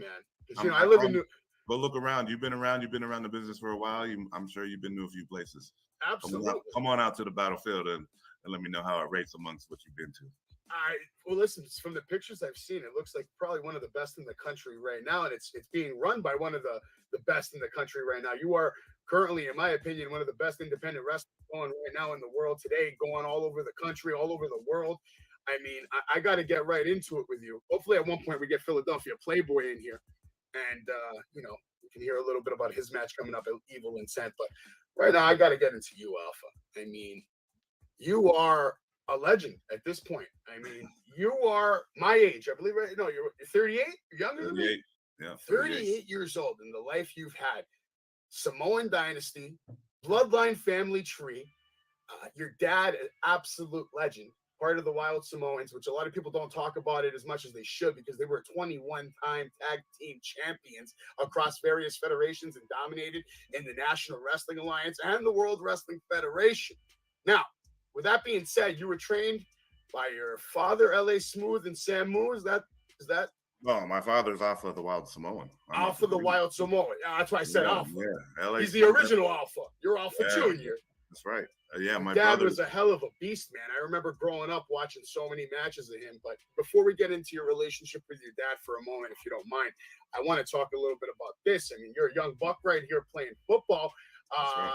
You were going to be headed to what team, if you could? What NFL team did you want to play for growing up? Well, I interviewed with the Buffalo Bills, the New England Patriots, and the Browns when I was in college. So, the Patriots would have been a nice one. A few Super you Bowls under your belt. Do Do you have a favorite football team? I'm guessing you're Eagles guy. San Francisco 49ers all day. 49ers all day for life. And you got a good position right now, so obviously they're going to crush the Eagles, right? Oh, Eagles have no chance. No chance in hell, man. No chance. We got 49ers Brock all Purdy. the way. I mean, come on. We got Brock Purdy. So I'm assuming Joe Montana's who's your favorite quarterback of all time? Joe Montana, Steve Young? I like Steve Young personally. I watched him play more. You know what I mean? Steve Young had a hell of an attitude about playing. Yeah. Oh yeah. He was the man. You know. He's a winner. Absolutely. He's a winner. What it Look takes. at this picture. When you see this picture, what does it make you feel? Oh, that was one of the first times we were all together, all at once. Really? One of the first. So you guys don't get together like every couple of years? Because there's so many of us. It's hard to get us all in the same place at once. It's hard. Speaking of that, yeah, let's take a picture of this family trio over here. I had to just get a screenshot of this to show everybody how wild it is. Absolutely bonkers, the family that you're in. And I have to tell you from the bottom of my heart, you know, I wake up every day praying to God that one day, if I come back in another life, I can be born into a family like this, because it's insane. The blood that you have in you, I can't even imagine the generations of monsters that your family is going to continue to create. That's right. That's right. You have good blood. You have good DNA. This is a nice picture. All right. That's how I remember your dad. Absolute monster in the ring. So growing up in the business, man, just tell me a couple of memories. Like, what's your first memory of watching your dad wrestle, having a match, kicking some ass? Like, do you have that first memory? Yeah. So my first memories of my dad was always like training. So I would watch my dad put people to sleep on a daily basis. I kid you not. Like it's almost like every student that would come in the door, like, oh, so is the sleeper hold real? And my dad would throw it on him, and I watched so many sleep in front of me. A lot of clowns probably came up to your dad asking if wrestling was real, and they quickly would find out. Not too many though. That's the thing. That's not too many. It's more is the sleeper hold real versus his wrestling is real. Okay. Because not many people had enough balls to ask that to my dad. Well, dude, when your dad was doing it, I don't even think it was a question of whether, you know, that question wasn't even asked, because everyone in the country, you know, believed that it was real. We all, you know, and to an extent, it's as real as it gets. And, you know, I tell that to people all the time. They're like, oh, this, that, how do you watch this? What are you talking about? Everything you love in life is probably more scripted and more fake than anything else you're doing. All right. The TV show, absolutely. The politicians you listen to, it's all bullshit. If anything, wrestling's more real. Even Olympic sports has their routines and they're choreographed and all this other stuff. So I don't want to hear it from nobody. So what we do is real. The damage we do is real. And man, the money we make is real too. Yes, sir. So that's your first memory, him putting people to sleep. That's why. Yes. Man. So do you have like a favorite match of his growing up though that you watched? Of my dad. So when I was growing up, mostly my dad was the manager of the Head Shrinkers. So I didn't really catch the end. Like I caught the end of my dad's career as a Wild Samoan. So my fondest. How about maybe something you've seen on tape, or I'm sure you guys have a bunch. Oh yeah, him and Andre and Wow. him and Andre and him and Jimmy Snuka when they were tagging Andre and Snuka in the Garden. Classic matches. Pops and Rocky Johnson and Tony Atlas. Man, there's so many good Pops matches. There's so many. I even pop for Pops' Puerto Rico matches out there because over here in the States, Pops didn't sell too much, and over there in Puerto Rico, he would sell his ass off. He was like a god over there, probably. He was just like loved them. So hot, he had to take a bump. Where's everybody located now? I guess everybody's just spread out throughout the world as far as the bloodline goes. Yeah, bloodline is all over. We're all over. I pretty much got the whole Northeast to myself at the moment. My older brother, he's up here with me. Samu, he's down in the Philadelphia area. Okay. My brother, LA Smooth, he moved down to Florida, so he's holding it down there with Sean Maluda. Those two are definitely holding it down in Florida. And my pops. Are they part of the Florida Championship Wrestling? What's that? What are they doing in Florida, like wrestling promotion wise? My brother, he's kind of doing a signing thing. Sean Maluda, he's working all around. He's doing his thing down there. He's in his prime. So he's trying to fit in where he gets in, and and just try to keep it moving. But we got the Fatus out there on the West Coast with Rikishi and the Black Pearl, Reno on Hawaii. They're out there holding it down at Knox Pro. We got Aleki. He's out there in Hawaii with Wild Samoan Training Center, Hawaii, and Oops Wrestling Unify. And man, we're all over, man. Yeah, like I said, worldwide, man. Here's just some more shots that I had to show of you, of your dad, your family. I mean, just crazy, man. I mean, you could put these guys in any era, any generation, and the story would probably be the same: championships and money. That's right. Oh man, I can't even imagine. I can't even imagine growing up and like that's my dad. Like that's just so cool, man. Well, when the conversation came up, my dad could beat your dad's ass. I know. Absolutely. I don't think my dad would have a fucking chance, man. He's a little guy compared to me. I mean, I might have a slim chance in hell, but I doubt it. I wouldn't want it. Wait, is Playboy here? Playboy, are you there? He's gone. Oh my God. He's teasing us. He's teasing us. He's teasing us. He's messing with us real hard. So you were also trained by these two gentlemen right here, more family training you? Yes. Who gave you, give us the breakdown of your training. I heard you got trained in a hotel room. Is that true? Yes. So I was trained in a hotel room by these two that are on the screen right now, my brother Samu and my brother Lloyd. I was 13 years old. It was 1998. We were in, I'll give you the fast forwarded version. We were in Austria on tour. My dad was running a tour over there, so we were there for about 3 weeks. I was 13. It was the summer before 8th grade. And I was over there, and I already knew how to bump and stuff like that, from growing up and being around the ring and always being in the ring. So I already knew how to bump. I already knew how to do a couple moves. So I talked my dad into training me. I begged him, and he wouldn't let me do it until I had training. So he said, son, you have to train. So I told him, yeah, sure, no problem. I'll train when I get back. And he says, no, you got to train now. So then he called my brothers up, and my brothers came up to the room. We moved all the furniture, and they whooped my ass for 3 days straight. When was the first time you asked them to train? Like, how old were you when you first asked? Like 10, 9? That was 8? it. That was the first time? That was the first time. I mean, I've always been in the ring. I knew how to run. When was the first bump you took? 5 years old? You were in there just running wild? What do you mean? I was born and fed for an arm drag. What are you talking about? That's great. That's fucking great. I love it. Out the womb, baby. I was right out the room, taking bumps, taking rolls, taking chops, all that shit. And then one day you were like, I want to do this. And they said, okay.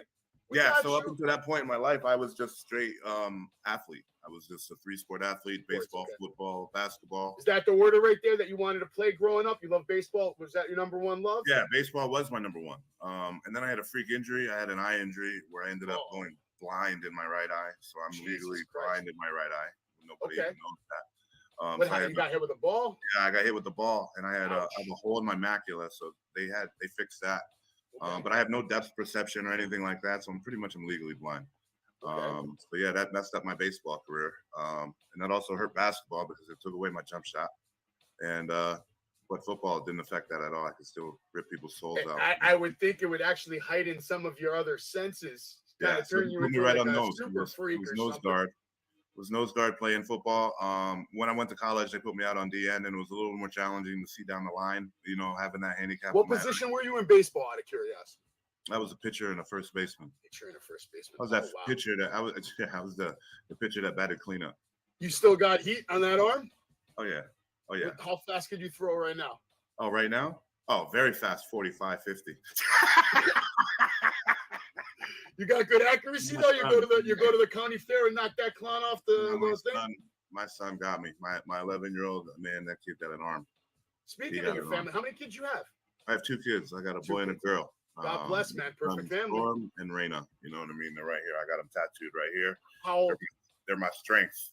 You know what I mean? So 10 and 11. Perfect. And you had them one right after the other, man. That's Right. fantastic that they can grow up together.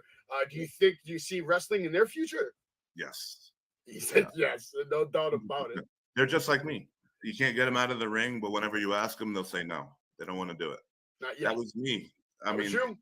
100%. That was me. Every time you ask me, what do you want to do? Oh, I'm going to play baseball. I'm going to the NFL. I'm going to the NBA. I was doing something other than wrestling. And then I turned 13, and then I wrestled. And things change. All right, let's keep it rolling.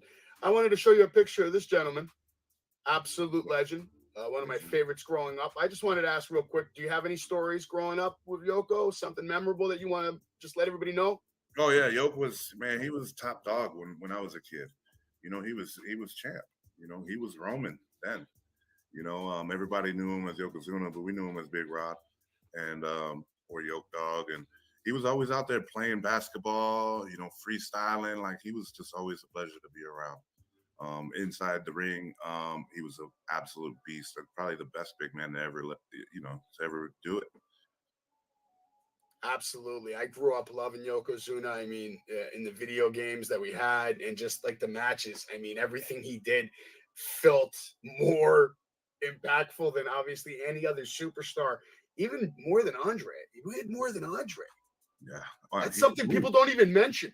He weighed more than Andre the Giant. So, I mean, that's always been one of my dream matches. Let's talk about how we ended Hulkamania. Absolutely. We ended Hulkamania. We did. Our family. Not a lot. We ended Hulkamania with a leg drop. After that, he went Hollywood and went, you know, NWO and all that. But all that good stuff. He Yeah. ended Hulkamania. That's absolutely wild to even say, man. That's a great statistic to have. And your other family member is trying to end more of Hulkamania as we speak right now. Mr. Roman Reigns over there, you know, killing it. Do you talk to Roman often? Because he's obviously all over the world doing all kinds of things. Oh yeah. I talk to Roman a lot. You know, he's the tribal chief. He's the one. So you acknowledge him as the tribal chief 100%? Because I sometimes think it's the other guy. You know, you might know this other guy. He's kind of famous. I don't know if you ever heard of this guy. Right? Listen, I mean, is he even fucking human anymore? This guy. Like these guys, these two, they're in a league of their own. You know, they truly are. Yeah, I'm not gonna lie. I love Roman. I love his work, and he's busted his ass for a long time to get everything he has right now, and more coming. And a lot of people are thinking that his end is coming up at WrestleMania because of Cody or Sammy or this or that. I'm telling people, you guys, you know, there's a big possibility he ain't losing that title for another 2-3 years, right? He ain't losing. Because you think about this, what does everybody do when Mayweather fights? They pay to watch him lose. Roman ain't losing. I kind of agree with you, because if you're going to have like the overall record, and you know, and that's what it's looking like to me. Like you said, they ended Hulkamania, and now Samoans are about to end maybe the reign of Bruno Sammartino, not even Hulk Hogan. But everybody thinks Hulk Hogan's that guy. He's actually not. Bruno Sammartino is that guy. Bruno is that guy. And your me family. and Bruno share the same birthday. Me and Bruno share the same birthday. Really? That's right. You ever been down to Little Italy to see his world championship title that they still have displayed in that window over there? No, I haven't. Next time you're in New York, let me know. We're going to take you for some fine Italian food. I'm going to take you right where that title is. I'll be there next month. There we go. Or if you want, we can do Greek food too, because I am Greek. But speaking of Roman, there's your cousin. I just want to ask you, You said you acknowledge Roman is the tribal chief. I didn't say that. I just said he's the tribal chief. Okay, he's the tribal chief. But do you acknowledge Sami Zayn as a member of the bloodline? Sure, you know what I mean. Okay.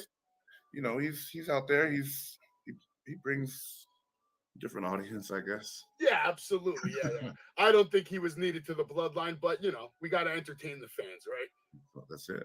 He's like the court jester of the Samoan family over there. Just another quick picture over here. Who's this young looking stud with gold on his waist? You went way back. I was like 16 in that picture. 16 years old. You look like you're 25 in this picture. Holy shit! Look at those guns. I was in my college dorm room, man. So 16 in these pictures. When the hell did you get your first tattoo? Because you have more tattoos now, right? Oh yeah, I just finished up the sleeve. Well, not finished it, but we just did that. 13 years old, my first tattoo. 13 years old. Wow. My mom would have fucking beat the hell out of me. Holy crap. Well, my dad took me, so. I like it. I like it. That's great, man. I can't believe that. Your dad actually took you to get your first tattoo at 13 years old. Yeah, that would turn you into a man pretty quickly. Yeah. Put some hair on your chest for sure. I'm going to say, when did you have your first drink? At 5? First drink? I don't know, man. I couldn't tell you. I'm sure you're killing it right now, man. I've been watching you all over the place. I saw you recently in Philadelphia at the ECW show. I saw you at ISPW recently as well, kicking Bull's ass all over the place. I think he's scared of you. That's right. Well, he better be, because I got him again on Sunday. Yeah, he's gonna probably get an ass whooping. He's coming to PA to get an ass whooping. Hey. Let's be honest. Let's give him that long ride home, man. Look at that height right there on that splash. Was that a splash or a headbutt? That looks like that's a splash. Oh yeah, that's a splash. Looks like a splash, man. You're just having a good time killing. Look at you. For a big guy, you move like a cruiserweight. I've seen you go, and it's kind of scary. So I can only imagine what you did on the football field, because I'm watching what you're doing in the wrestling ring, and you're defying gravity half the time out there. You kick like you're a kung fu master, straight to the face. That's right. Shit's wild. I'm an athlete. Division I. It's real. You know what I mean? Back in the day, I was running a 4.40, playing D-line. So that's why I was on All-American. That's why I'm able to do all the things that I'm able to do. I was blessed. I'm blessed, and I thank God for these abilities every day, man. One question one of our watchers wanted to ask you. Wanted you to talk a little bit about your FCW days when you came in, because or back then maybe Deep South Wrestling. Yeah. He just says it wasn't as fancy as the PC Center you're in right now. So what was it like working back then without all these fancy equipment and just amenities that a lot of people are used to now? Yeah, back then. All right, so back when I signed, there was big hype, surrounding WWE, as it should be. But I signed and I went down to Deep South Wrestling, and I was training under Bill DeMott. He's the one who ultimately ended up signing me, and I had a great time in Deep South. And then Bill ended up leaving, and Dr. Tom came in. And when Dr. Tom came in, shortly thereafter, Deep South shut down. I was the final main event in Deep South history under WWE. It was myself and Sonny Siaki versus Kurt Hawkins and Zack Ryder, the Major Brothers. And we got the dub. Me and Sonny, we ended up winning that match. We didn't catch many wins against the Major Brothers back then, but on that night, we ended up winning. And then we ended up moving down to Florida Championship Wrestling, where we didn't have anything when we moved there. Nothing. There was no building. We just ended up getting apartments and stuff like that all around Tampa. And we started training in like a batting cage facility. It was like a little league batting cage thing. Nice. Like we're I would imagine back then you just train anywhere that you could. Clay, Sheamus, Kofi, Tyson Kidd, Natalia, the Bella Twins. Dropping names. Wow. Bro, we had the best class. That's a crew right there. That's a crew. We had the crew. And that's only some of them. We had more than that. Like Heath Slater, Jack Swagger, we had them all. But anyways, Christ. We were training in a little league like batting cage, and that didn't last long, maybe a month tops, before they ended up finding what was known as FCW Arena in Tampa, which when we first moved in there, it was a Publix like warehouse where they put all the canned goods and stuff like that. It was the hottest place on earth. It was like 300 degrees in there with all of us. There was no air conditioning. It was just one fan, like literally like a giant fan, you know, like maybe a 4-foot tall fan that all 80 of us had in this warehouse, and it was no air conditioning, just no air dying. But conditioning. Just, that makes you tough though when you can go under those conditions, because sometimes you don't know what it's going to be like when you get booked. You get booked probably 6 months in advance, sometimes a year in advance. You don't know what the weather's going to be like that day. If it's going to be hot, cold, you're wrestling outside, inside, this, that, the other. Wrestlers have a tough life, and I wanted to just get into that with you real quick. Thinking about WWE, you're thinking all, you know, glitz and glamour, and that's not a tough life anymore. All this stuff, and man, we were rough. It was rough when we were down there. We were setting up the ring. We were wrestling on every Tuesday night at Bourbon Street, and then we would have Thursday night TV tapings back at the arena, and we would have weekend house shows and training every single day, and it was rough. And we were setting up the rings too. It's not like WWE had their own ring crew and all that. Yeah. It was us. We were paying our dues. You said it before me, man. That's paying your dues. The whole facility around us as we're there training. So it's like we're watching walls go up and everything like that, and we're training around it, you know. And then ultimately they ended up moving it over to Orlando, but the facility that we had in Tampa was really nice. It was really nice. It was almost as big as the Battlefield Performance Center. How did the Battlefield even come together? Was that a dream of yours that you always had? Because you're paying it forward. Yeah. So Battlefield was, at first it was kind of like a little gamble. It was just to say I kind of did it. And I started that 6-7 years ago. And we ran 3 shows. And I had to take a break from that because I wasn't ready to fully commit to promoting and running it like that. You know, I was still full-time on the road. I was taking a lot of tours. I was overseas 3-4 weeks at a time in Europe and Africa and stuff like that. And it just, I didn't have time. And then COVID came. So we shut it down for 7 years and COVID happened. And then I got my wheels spinning, and you know what I mean? Because at that time, it's just like, you know, it's uncertain. Are we ever going to be able to wrestle again? Like, yes, we're always going to be able to wrestle, but are we going to be able to wrestle in front of crowds? Are we going to be able to, you know, resume life? that was every scary worry at that time. So I'm glad we're past that now. I am too, man. So at that time, I'm watching everything shut down. It's money too. It's money out of your pocket. People aren't there to buy the merch. You're this or that. I'm talking top-notch wrestling centers. Everything was shutting down, and it left a void. There was a bunch of homeless wrestlers at that point. Crazy. I know a lot of people were losing paychecks. That you mentioned Africa. Is there a country or continent you haven't visited yet? Wrestled in? Yeah, I haven't done Asia yet, believe it or not. You haven't done Asia yet. So Japan is on your bucket list. Japan, for sure. I think you would fit right into New Japan Pro Wrestling. I feel like I'm made for it. You know what I mean? Have you had any talks with New Japan? Off and on, not New Japan. I've had talks over the years with All Japan. Remember, I've been wrestling forever. So I've had talks with 0-1, All Japan, Noah, you know what I mean? And it never really left the talking stage. It's just... You might have to just go show up and go kill someone over there. Yeah, for sure. I think that would get the job done. You just need a ring, man. To action. I feel like Nas with a microphone. All I need is one ring. Just go kill Will Ospreay. Just go show up to one of his shows and, you know, give him a splash. Hey. That's it. Game over. I mean, look, I'd be scared of you. Look at this. Monster shape. How much can you bench, if you don't mind me asking? Bench? Oh, man. I'm probably about 350. I don't bench too much. Jesus. I'm getting Just 350, guys. That's nothing. That's me plus 50 pounds. Nah, Lucian Pro probably is way more than me. He's in the 400s. I stick with that. This guy was jacked on here, man. Absolutely jacked. Here's another picture you might remember. The one to the right. When was that? How old were you? The one to the right is when I was actually the FCW champion. Yeah, that was the Florida. That was when I was in developmental. That was in FCW.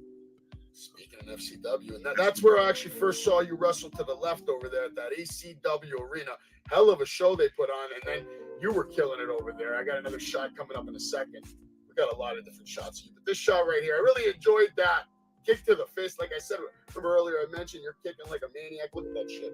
Mr. Luigi, he's not making it to the him anymore. No. Well, he gonna have to eat some really soft pizza that night. Yeah, absolutely. Maybe he can still make it, but he probably can't taste it. You know, it's okay. But you killed it over there that night, and you've been killing it all over the world for a long time now. I see big things for you now. 'Cause, 38 is still prime time now. You're still prime time, money time. I'm ready to take over the world of professional wrestling again.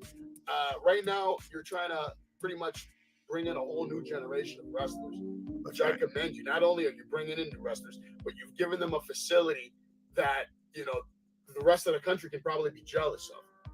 Yeah. You're giving kids all over the country a reason to pack their bags and come on down to PA and train at the battlefield with Alpha. That's right. And I want to make sure everybody knows what's going on in PA. Obviously, Evil Intent's coming up. Tommy Dreamer headlining. How did you come about with Tommy? How long do you know Tommy? What's your relationship like with him? Man, I've known Tommy Dreamer for a long, long time. I wrestled him many, many times, both in the independents and as well in WWE. I wrestled him in FCW when I was champion.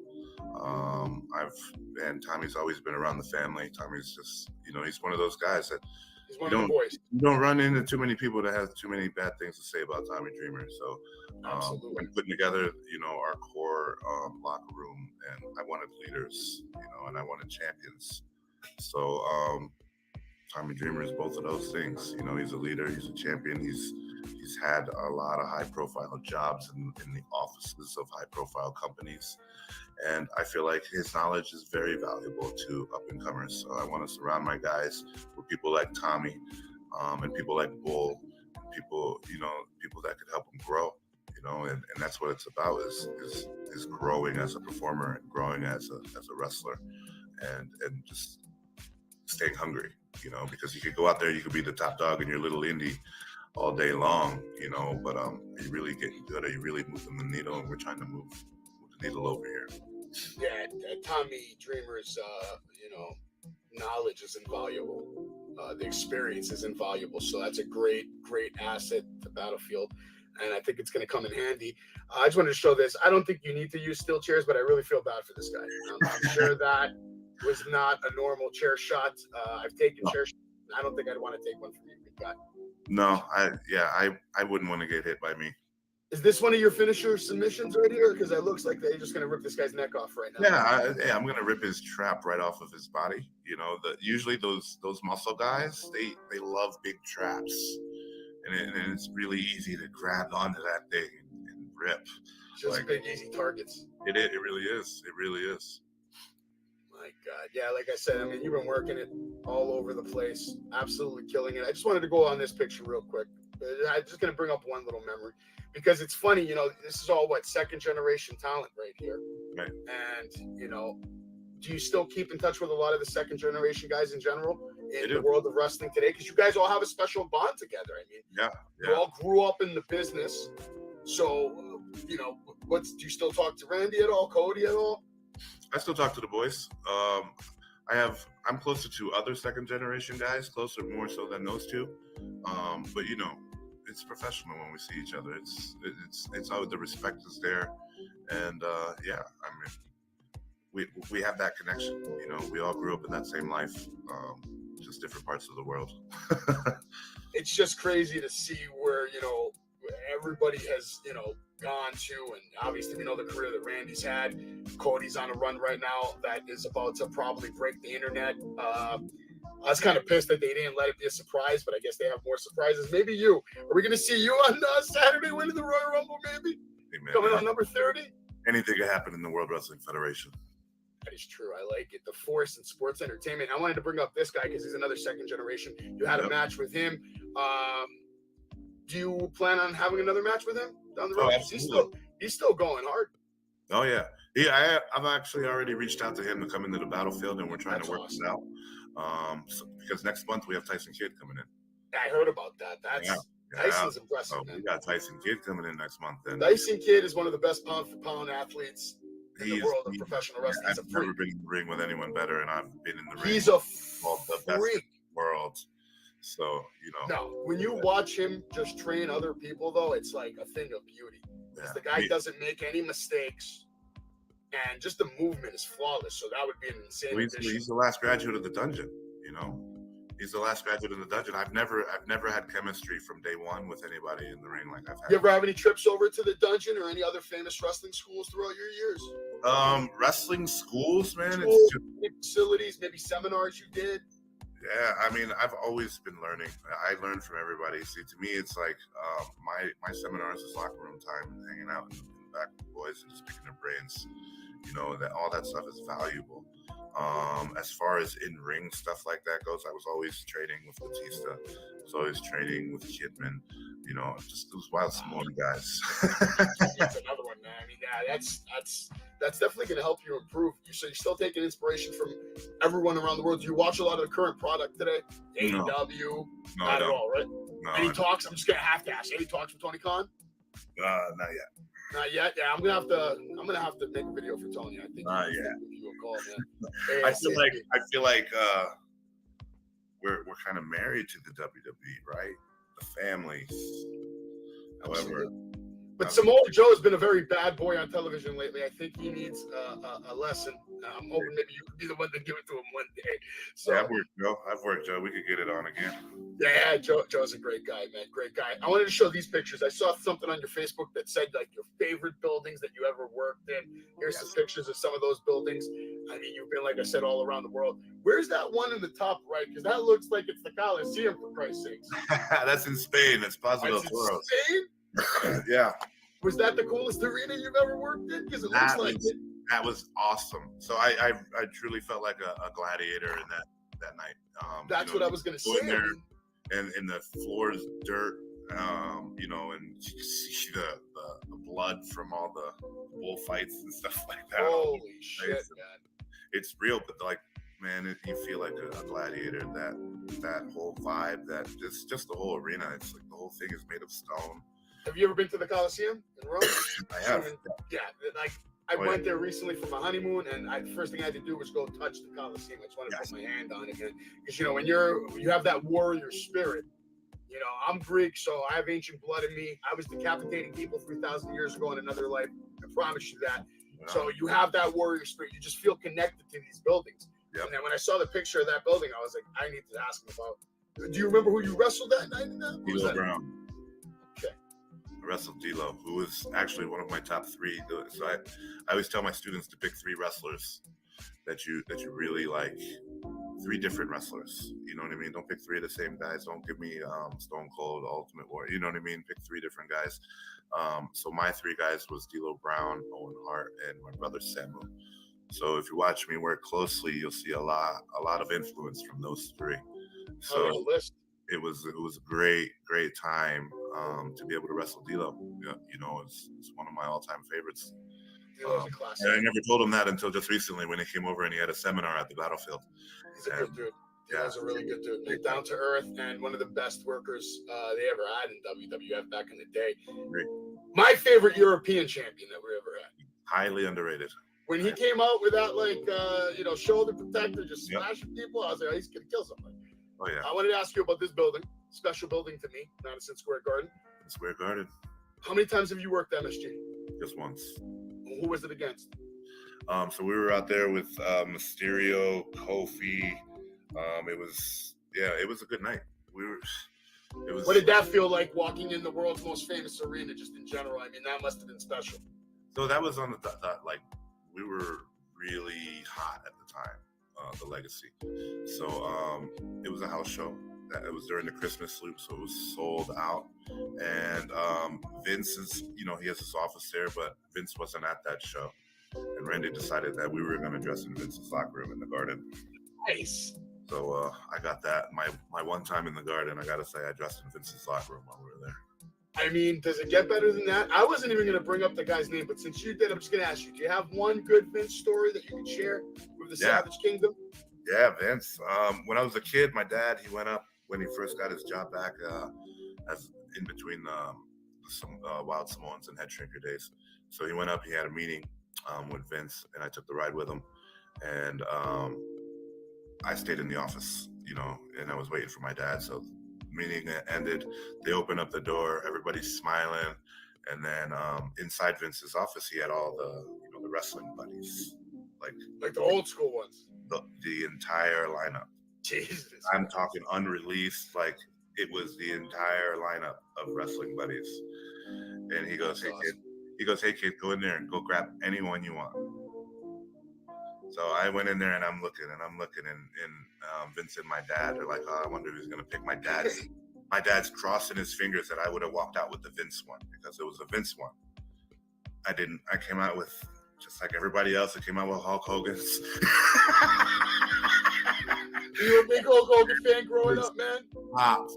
My dad and Vince popped, and it was just one of those moments. If I could go back in time, I'm walking out of that office with Vince's. I don't blame you, yeah, but did you grow up? Obviously, if you picked Hogan, I mean, you probably grew up a little bit of a Hulkamaniac, man, ripping the shirt. Did you used to rip your shirt when he would come out back in the day? Yeah, well, I was, so it was funny because I was a Macho Man fan. Okay, hey, oh yeah. Yeah, I was a Macho Man fan until Hulk Hogan came to my birthday.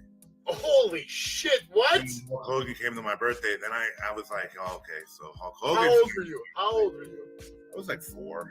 I would have died. I would have died if Hulk Hogan just showed up for my 4th birthday. Yeah, so Hogan came to my party, and I've had a lot of cool things. Like you have pictures of this? Oh yeah, there's pictures. Oh, please later when you get a chance, I'd love to see something. Wow, that's just what a birthday party. I don't think a 4-year-old back then. What is that? 1980s, 88? That you were 4? Yeah, and too many headbutts, brother. It was probably 1980. My math's still pretty good, so it's probably 87, 88, something like that. Holy shit, man! Do you know what it means to a 4-year-old in 1988 for Hulk Hogan to come to their birthday party? He was on top too. He was on top. My mom used to beat the fuck out of me because I would rip a shirt literally every week when Superstars would come on. And he's not even there. You just see him in the intro, and I'd be ripping my shirt. My mom would beat the hell out of me. Didn't care. The shirt was getting ripped. But let's keep moving. Let's keep moving into this. Yes. What does this picture do to you? That picture is, man, that picture's like the resurrection of my career, basically. I feel like I was on the right path, you know what I'm saying? But like when that one hit, it was like it was the unknown, you know? You're opening up a door and you don't know where you're going to go. It's pitch black and then all the lights come on and it's amazing. That was quite the journey. When Jeremiah pitched it to me, I really had no idea what to expect, what we were getting into. You're like, what, theater? What are you talking about? I almost didn't do it. Okay. There was a lot of hesitation on my part, just because of the unknown. It's totally different. It's not what you're different. Like, yes, granted, I grew around wrestling. I had just started training people. Like I was fresh into it. Like, I was just starting to catch some waves with the training. And we got presented with this, and it was kind of one of those things where I feel like I could train anybody. And yeah, we had 8 days. 8 days to train. Yeah, what you did is understatement, man. But it's crazy how similar the two are, wrestling and theater. Yeah. It's similar. It's just putting on a show. It's just different languages. It's a lot of the same stuff. But you trained people who never took bumps in 8 days on how to take bumps, and that's not easy. No, not even just take bumps. I could train you how to take a bump. They were hitting the ropes, jumping off the ropes. To perform a show. Yeah. Straight up show. Like that was live, that was real.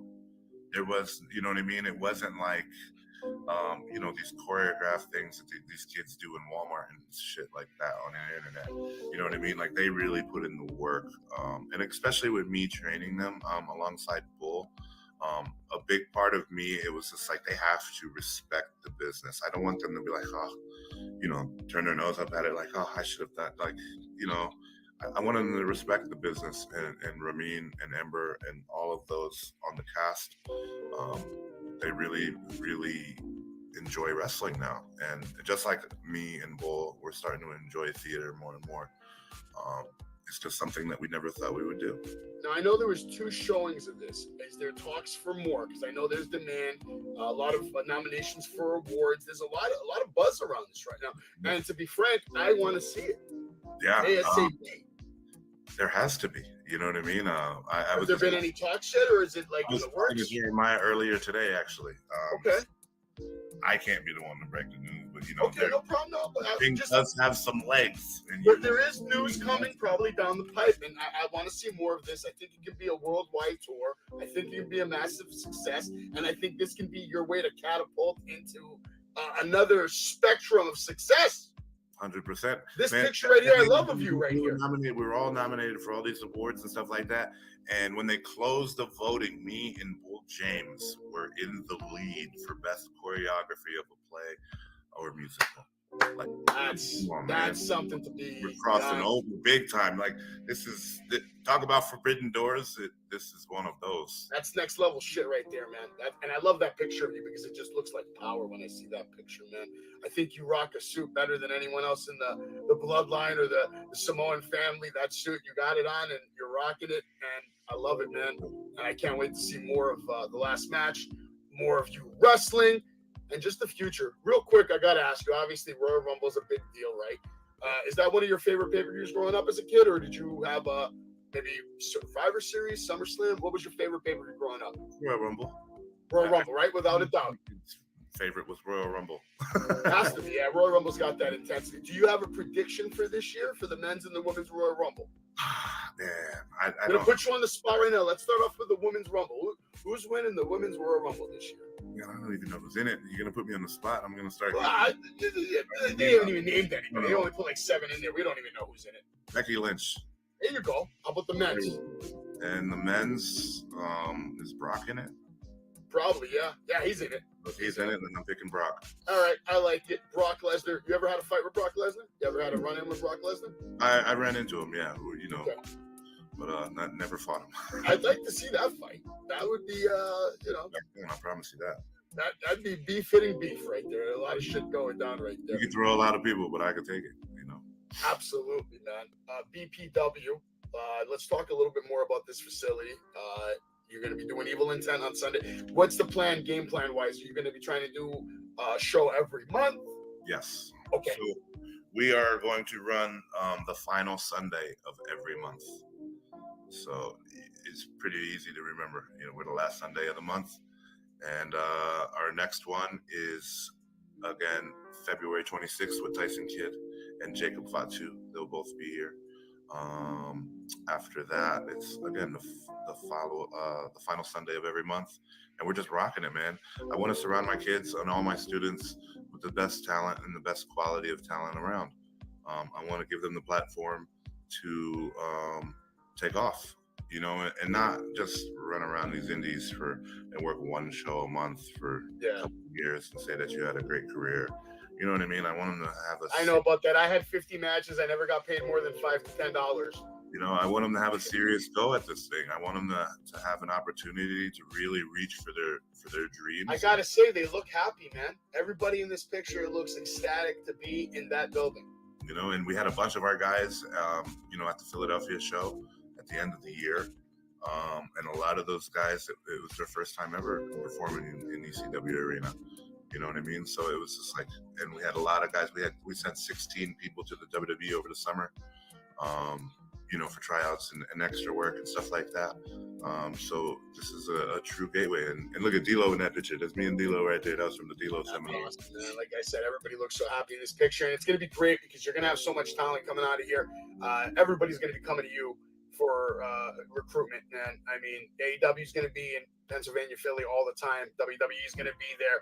There's all kinds of other independents. So the opportunities you're going to give to these kids and the kids to keep coming, and not even kids. These kids come to your school as kids and they leave men, women, adults. We get all kinds of guys too. We get day one guys. We get, you know, 10-year, 15-year vets, you know, and we even get guys that coming out of retirement who are just like, holy shit. They want to bump again. They want to get back into it. We've never seen anything like this, and we have to be a part of it. You know what I mean? So it's a blessing. I look at us like we're Division I. We are truly Division I, a wrestling academy. You know what I mean? Like, it's crazy when you told me the building holds. Low budget about our performance center. There's nothing low budget about our shows. What's the max capacity of the building? Of the building? All right. So typically, what are wrestling centers in a strip mall, right? We're the whole strip mall. Okay. The whole strip mall. So I can really come to your school, get a massage, yeah, get a workout, get a tan, get a haircut, take a bump. Yes. That sounds great. How much does it cost to sign up? Because I've been thinking about getting back into management. That's my goal. Yeah, I want to so- be a manager. So Battlefield is a $500 deposit. You got to come with your physical. You know what I mean? You got to come proper and prepared. If I just want to be a manager, I don't want to do the flippity dippity. I'll take a Frankenstein or take a You're gonna get in the ring. You need a physical. Yeah, I'll get in the. I'll do You need the a 3-month training. physical. I need to know your limits. One, as a trainer, I need to know your limits to prepare you to be as safe as you can. Yeah, let's give the breakdown for anybody that wants to do a sign. Physical? I can't put you in blind. So yeah, it's a physical, and $500 deposit, and after that, it's $289.99 a month. Plus tax. No tax. No tax. All right, I like it. And what's the training like? 2 days a week? Right now we're twice a week, and we have a third day. So we have 2 days, Tuesday and Friday always, and we have what you call flex day, which is open ring day during the week. What's the flex day? Friday? Flex is voted on by the class. So when we're at class on Tuesday, someone will be like, hey, can anyone come in tomorrow? Can anyone come in on Thursday? And then it's voted on, and then we run it. So, but we're moving into a bigger spot at the end of the month, in the beginning of next month, where we're going to put up more rings because we have too many students for our space right now. We're closing in on 50 students in 1 year of opening, and we're rocking. It's crazy, man. What's the typical first day like for someone that's showing up there? Physical's clear. What are they doing? Just cardio till they puke? When's the first bump they're taking? Day 2? They're puking. 100% they're puking. I'm like 95% success rate for any first timers. I mean, you could be a vet. Oh, it don't matter. No. And with us puking. I told Brian Myers, I said, listen, I'll give you $3,000. Just give me the license to manage. I can take a bump right now. I'll take a bump anywhere, anytime. You can punch me in the face, hit me with a steel chair. It doesn't matter. Give me a mic. I'll cut a promo on you right now. All I need is one word. I'll give you a fucking paragraph. You need heat? I'll give you that. You want a show? I'll give you 2 minutes. No, especially for us old school guys, man, because you're talking about who was my dad's manager. Some of the best men in the business, man.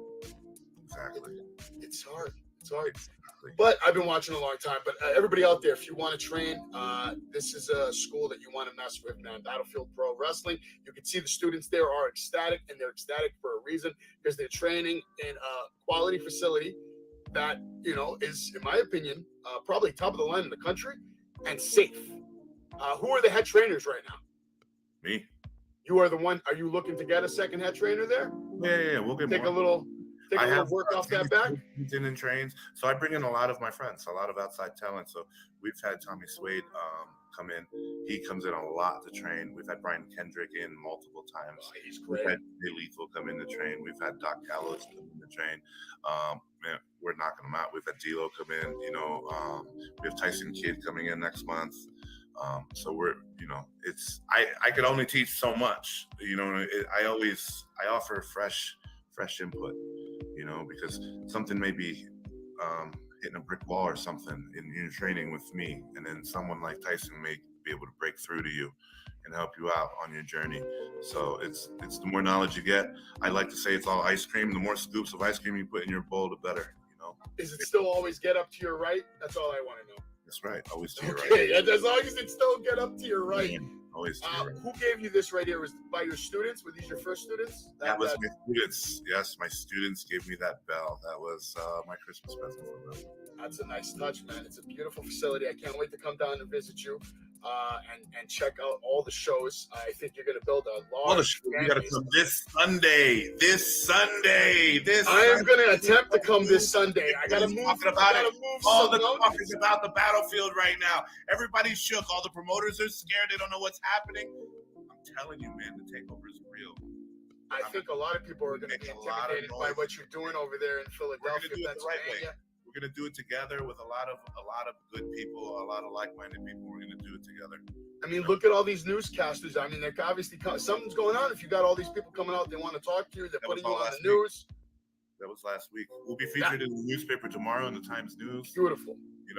We're rocking, man. Look at this place. It's huge. Yes. Yep. It's huge. And we're constantly upgrading. We just built a brand new entranceway for this show. And yeah, I'm excited.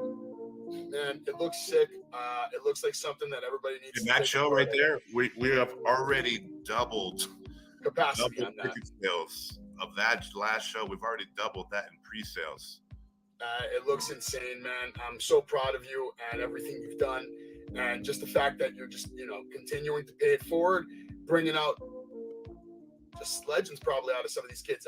We don't know what's going to happen, but I can imagine the training they're going to get there is going to be very rewarding in the long run, and you're probably going to put a lot of people in a lot of good situations for financial success, for fame, and I hope all that comes back to you 100-fold, because you are a real one and you deserve everything you got coming to you.